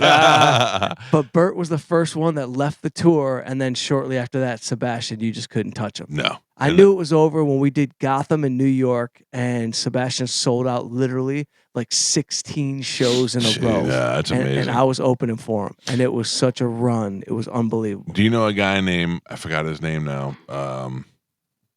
Who's the guy that we had him on? Jewish guy that did the Howard Stern impression. Elon Gold. Yeah. Elon Gold. Yeah. I had seen Elon Gold on the Late Late Show with what's his face? Kilborn? Kilborn, back in the day when it was great. And I remembered him. I just remembered. So I was reading an article that he was in town doing a theater somewhere, and I'm like, how is this guy? I haven't seen him do anything. How is he doing a theater? I've never seen him at the comedy club. So I reached out to have him on the show, and he came on the show, and he was great. And he's like, yeah, my show sold out, so we didn't really have to do any advertising for it. And he's like, I just came because you guys asked me to. And I was like, oh. And I go, how are you sold out? And he's like, Jews. He's like, Jews. He goes, when the Jews know a funny Jew is coming to town, they call all the other Jews around, and the show's always sell. He goes, I sell out everywhere. It's all Jews. I said, that's interesting. Then I think Sebastian got the same kiss with the Italians. Yeah. Once he broke through with the Italians, now all the Italians love him. Let me tell you something. I opened for Sebastian in Providence, Rhode Island, the home of the Italians. Yeah. Right? So I go there, and I get a phone call from an Italian guy in L.A. He goes, listen, my cousin wants to go to the show. He already bought tickets, but he doesn't go in the front door. Can you get him in the back? I'm not kidding. He goes, but can you get him in the back door? I go, listen, bro, I can never bring this to Sebastian. Right. I'm not even bringing this up. I'll see what I could do. You'd be doing a big favor if you get my cousin in the back door. He's got 10 people. I go, you want me to get 10 people in the back door of the Providence Ice Arena? So I go to the security guy. I go, listen, man, this is going to sound crazy, but there's this guy in the area who says he doesn't take front doors. He only goes in the back. So I tell him the name. He goes, Johnny blah, blah, blah from the porn. He goes, the porn king of the Eastern Seaboard? He goes, of course he can come in. I got 10 dudes in the back door. By the way, to this day, Sebastian has no idea. No clue it even happened. Yeah. He was in his room. It's better he doesn't know. Crudité. Yeah. Mike Young and Steve Simone and Lacey Larrabee. Lace Larrabee. Tonight at the Funny Bone in Ybor City. What time? 7 o'clock. 7 o'clock. You can go to, I would assume it's funnybonetampa.com, Yeah, the website. TampaFunnyBone.com. Yeah. Show up, walk up. Walk up, go check it out if you're looking to go see. Go through the back door. Yeah. Tell them you're the porn king of East Rhode Island. Tonight at the Funny Bone in Ybor City. Great to have you on, man. I'm glad you made it in here. I'm glad we got a connection.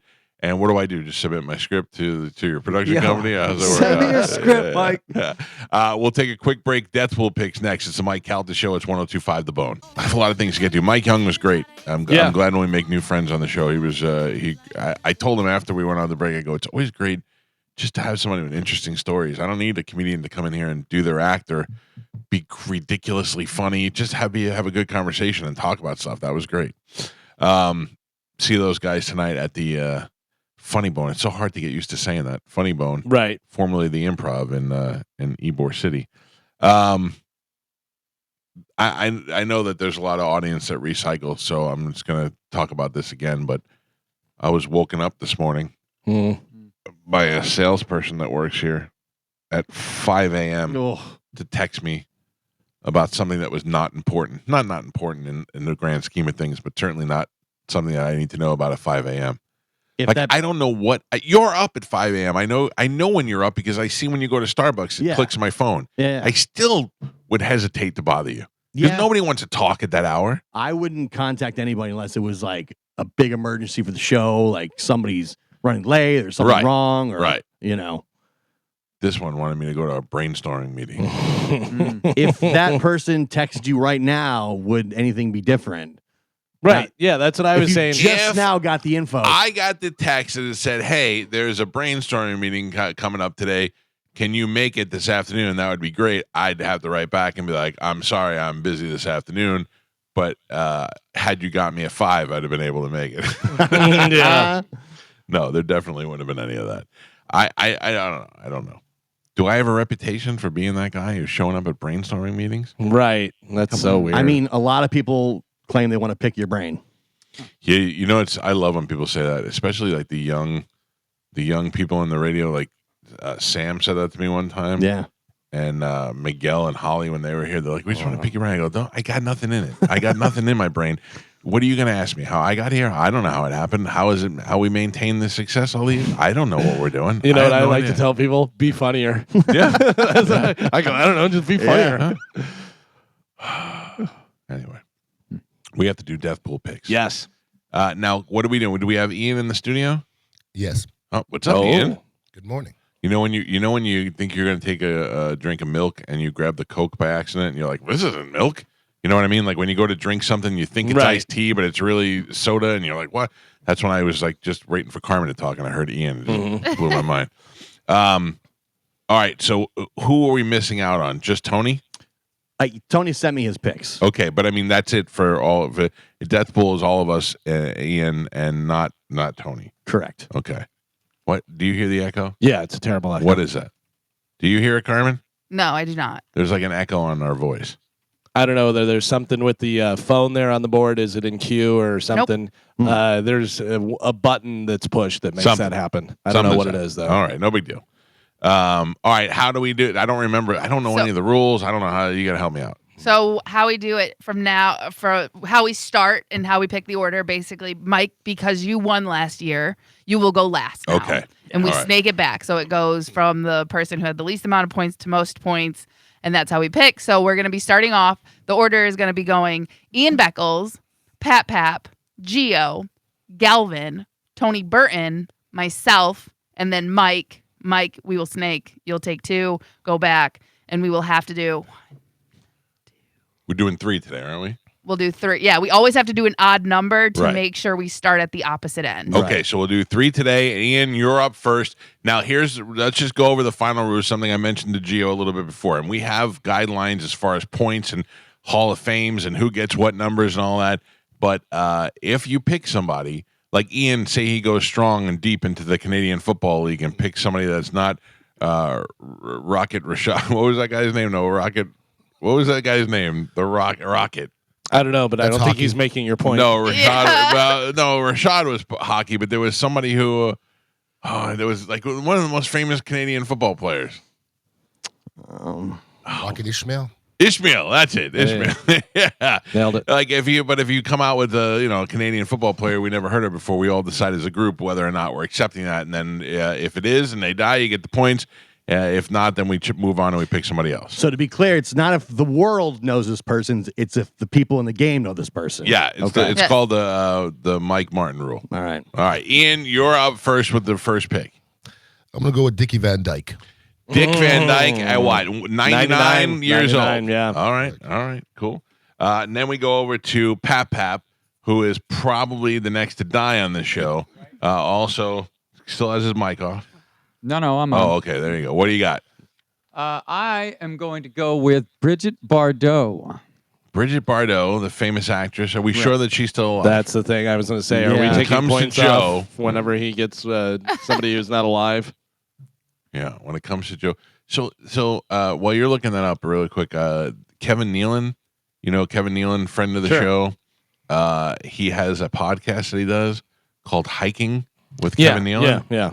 I would think that that's the worst possible thing that ever. Kevin Nealon was like, I'd love for you to be on my podcast. We have to go walk up a mountain. Mhm. I'd be like, I'm not doing that. I don't want to do that. A lot of people actually enjoy walking. Well, they picked it up as a TV show now. Yeah. No, I don't. I think It's something different, though. I That's know. what it is. It's Yeah. him interviewing people, but it's different because they're hiking.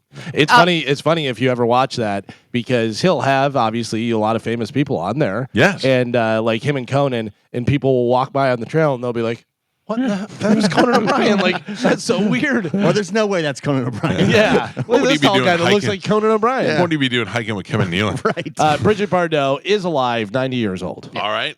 Then we go over to Gio for the next pick. I will take Bruce Willis. Bruce. They're not booing. They're saying Bruce. Galvin? I'm gonna go old as well. Old comedian Mel Brooks. I'm gonna go Mel Brooks. Also in the 90s, 98, I think he is. All right. Tony Burton's next pick or first pick? Yeah. Hold on. Sorry, I should have been ready for this. You should have. I've got it. You're I a got failure. it. Tell He him, wants WWE former superstar Black Bart. No. Shut up. I mean, Black Bart is a famous. We already said no. To what? To you. Oh, when I tried, but I think did we learn about him since then? No, I haven't. Okay. Who wants to vote? You vote? Black Yeah, Bart? I mean, let's just vote. I vote yes. Yes. Yes. No, sir. No. No. And then Tony gets would be it. yes. Yeah. Yeah. So he gets it. Okay. Yeah. All right. Black Bart. Black Bart it is. Wow, he stole your Black Bart. If Black Bart dies now and he gets points, that's Does he get more points for this for him the coming steal. back? For The the resurrection? Yeah. I think Black Bart's WWE Hall of Fame. I don't know. I have to look that up.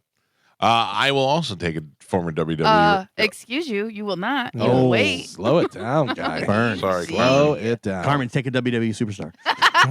I will not be taking a WWE superstar. I will be taking It Has to Happen. Ozzy Osbourne. Oh, yeah. I got to tell you, last year I thought it was crazy, but after seeing the Rock and Roll Hall of Fame, Yeah, well, I had him last year, and I called my shot because Yeah. I was like, out of all the ones, he's probably the one. But yeah, he looks rough. That is sad. well, he's old. Yeah. Now is me. Yes. I will take former WWE superstar, WCW superstar, and previous pick of mine, Steve Mongo McMichaels, Yeah, the former Chicago football Bears. player. Yeah, He didn't die? he did not die, Oh, wow. which means he's got to be somewhat close. So then I pick Yeah, again, 'cause- right? Yes. Okay, I will take former movie and TV critic Gene Shalit. Gene Shalit. He's going to suffocate from his mustache. All right, Carmen, back over to you. I am going to be taking one crazy Amanda Bynes. Yeah, but she's one of those that was on the comeback too. Nope. All With her right. face tattoo and her Yeah. cutting her hair, Yeah, she- and now Oh, she's she's style- nuts. Yeah. She's nuts. Yeah. All right, Tony Burton had what next? Tony Burton's next pick is Diddy. Oh, that's a good one. That is a good one. That is a good one. All right, then Galvin, over to you. Going over to me, I am going to go the voice of Kit, William Daniels. Yeah, he was on my list. Too. Yeah. All right, and then it goes over to Gio. I will have Harvey Weinstein. Good one. Okay. Good one. A perennial lister. Pap, over to you. I'm going to go with astronaut Buzz Aldrin. Oh yeah, he's old too. All right, all going for first to go points so far, except Diddy. That's a good long shot pick. Ian, over to you. Mine is Diddy related. Clive Davis. Oh, he's old as dirt. I almost said the S word. Yeah, Clive Davis. Okay, and yeah, it might be better for Clive to bail out on this one. Okay, and then back to Ian, right? Correct. Okay. Me again. Let me go with Bill Cosby. Yeah, that's That's a good. good one. I didn't know Bill Cosby. I thought he died. No, he got out of jail. Yeah. Yeah. He's living the life. Yeah, pretty much. All right. Then it goes back to Pap. I will be going with Imelda Marcos. How old is Imelda? She's up there. I don't know. Well, I gotta check and make sure she's alive. Yeah. If she's not alive, I would have gotten alive. points. If she's not alive, you should be taking 20 points away. She is alive. She is 95 years old. Okay. All right. Then we go over to Galvin. I'm sorry, Gio. I'm going to take recently diagnosed with cancer, Randy Moss. Oh, really? Yeah. You think it's that I going to think- move that fast? I think so. Yeah. Could be. Sucks. I mean, it doesn't suck if he was really mean to you one time in the locker room. Ever been on? Is former guest of the show? No, just mean. Just all. Former mean Just guy. mean from a distance. Former mean person. Okay. Sorry, I'm pulling up my my other ones. So now we go back over to Galvin. Yes, and I am going to go with the great, and I don't want him to die, but he's up there, Clint Eastwood. Yep. Oh man. Is he 99? 94. 94. Yeah. Okay, and then what did Tony Burton have? Tony Burton has Ted Turner. I was going to take Ted Turner, but I thought Is Ted Turner old? I thought Yo, he's got to be. he's They must old be giving him and teenagers' blood every day. He's 86, but I think he was just something, whether he has cancer or something. He was recovering from pneumonia. I know that. He was hospitalized for that. I felt like he was old in the 90s. Yeah. Says hospitalized for pneumonia, doing well in rehab. Well, Oh. So that was 1 day ago. But, you know, who we'll knows? see. We'll see. Yeah. All right. Then we go over to who was the last pick? Carmen is next. Carmen. What do you got, Carmen? I'm going to go. I had him on my list last year. I heard he was sick. No, I don't think anything has changed. Mike Ditka. Oh, yeah. Yeah, he's not doing good. Good call, Carmen. And to wrap things up in the first round of the Death Pool picks for this year, I take a guy I picked last year because I had gotten some inside information that he wasn't doing too well. I will take race car superstar Big Daddy Don Garlitz. Oh, All right. Wait. Who? Daddy Don Garlitz. Yeah. I don't know who that is. No, Ian. he used to have a museum on Still does. I-275 or Yep. 275. Yeah. 75. Yeah, I don't watch racing at all, and I'm familiar with it. I don't watch racing. All right. And he, I heard he's not doing too good. Okay.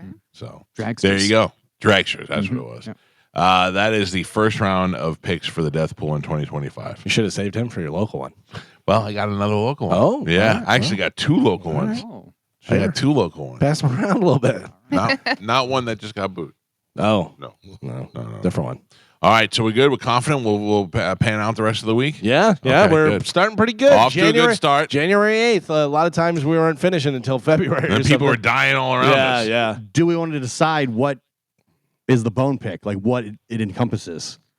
Well, I mean, it would make sense to me if it's now, especially anyone on between the hours of 6 a.m. and 7 p.m. Okay, so anyone in that window. No Well, weekends? No, you got to go weekends too, because like Olivero and Corey Cardinal's in there, and then if we I don't know, Will Kuntz, I guess, is he still doing the show? But that's the thing. That's where there's too many questions that come up because he's still employed, but if he's not on air, then is. John Brennan should give us a complete list of right, but also the parent thing is, we talked about it before. I think if you pick somebody and they're not on air, they don't crack the microphone for 30 days, they're dead to us.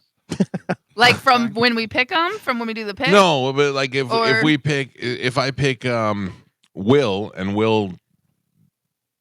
All right, say I pick Corey. If say you pick Will and Will's on the air this Saturday, right, and then he's not on the air until March. He's done. But here's the problem with that. Okay. Here's why is that if Will is doing a show that is a brokered show that's paid, and those guys only pay for 3 months at a time, after that third month, there might be nobody on for a month or so waiting for somebody and he might come back. You know what I mean? Like he didn't. Okay, but that's part of the thing. Maybe choose somebody like that. You know, that's part of the scheme. I don't know. We just have to figure out some hard and fast rules as to what is condoned as being part of the Monday station. through Friday, 6 to 7. I'm looking at the on the website, and it says the pick must be an active on-air personality of one of the Bones shows that airs Monday through Friday. Guest spots do not count. Okay. But I think that's also before we had. Yeah, this is the weekend program. But that's fine if we want to do Monday through Friday. It just it's making a smaller pool. We could do Monday through Friday and then also include Mike and Corey. Okay. I mean, like they're really the only two, right? Yeah, I think so. I mean, anybody think of anything? We miss anybody? No. So we have us. We have Johnny B. We have John Senning and Dizzy. We have JP and Monica. We have Drew, Mo, and that's your pool. And that's your pool. And Olivero and Corey. Throw That's that in. it. Okay. I mean, I'm not including Kelly, and Right. I mean, I can't even believe Kelly still worked here. Yeah. So, all right.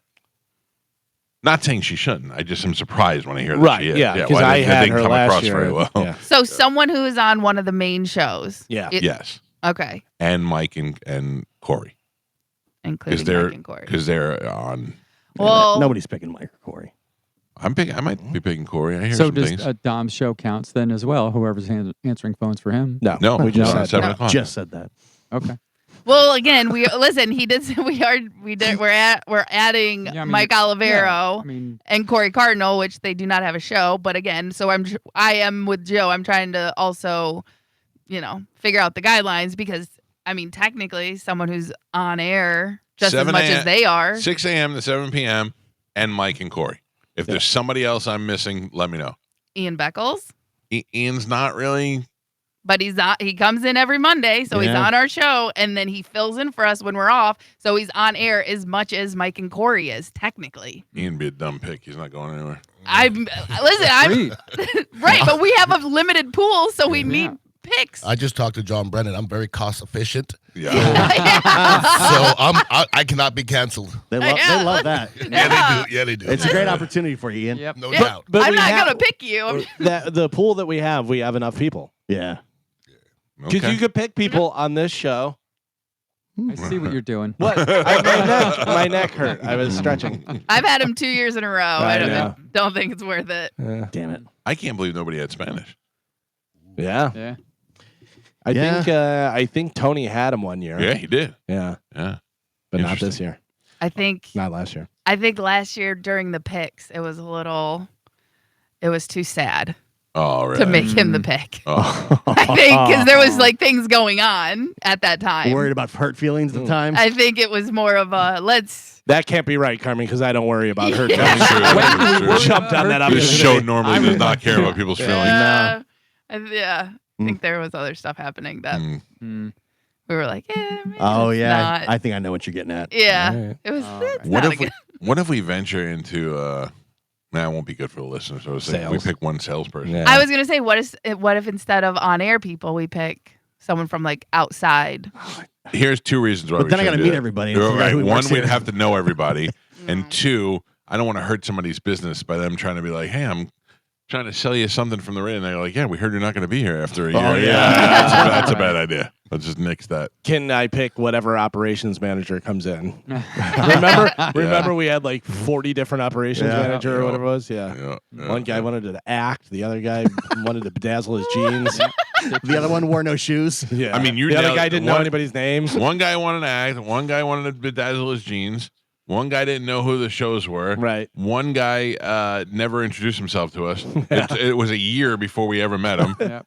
And then the new guy, he's just a jackhole. Yeah, we don't like him. Mm-hmm. The new one now? Yeah. John Brennan. Okay. I was joking. Yeah. Okay. Well, I thought you meant the actual new guy. There's another new guy. There's another new guy? Well, the guy who like technically he's not he doesn't see over the whole thing because that would be John Brennan. Yeah. We don't know what you're talking about. Oh, Carmen. the guy who took over for the Vibe.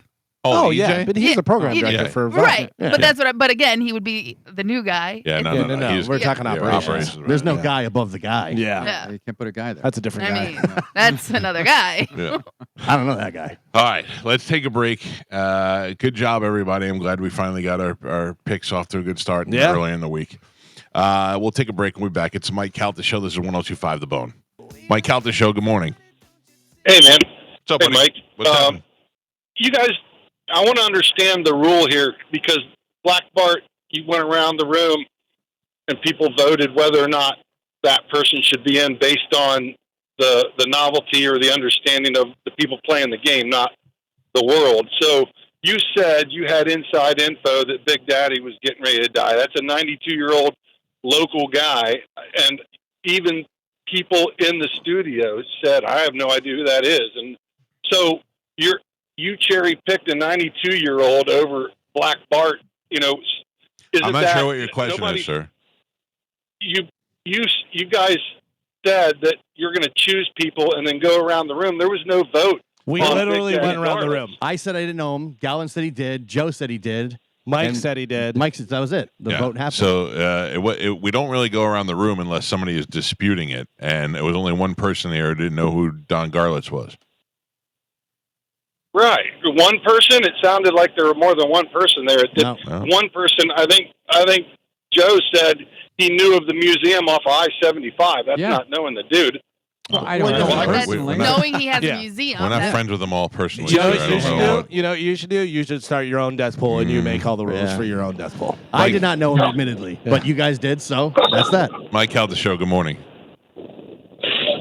Yo, how you doing? Good. How you doing?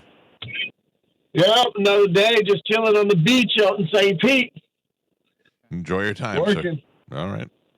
Yes, sir. Thank you. I don't know what. Thank you for letting us know. Yeah. I mean, if you got a question or a point or something, good morning, hello. Oh, Jesus. Thank you. Hello, what's up, Mike Calta? Medicine Man? No, there's no that point was the right there. time. Mike That was Calta right. Show. Good morning.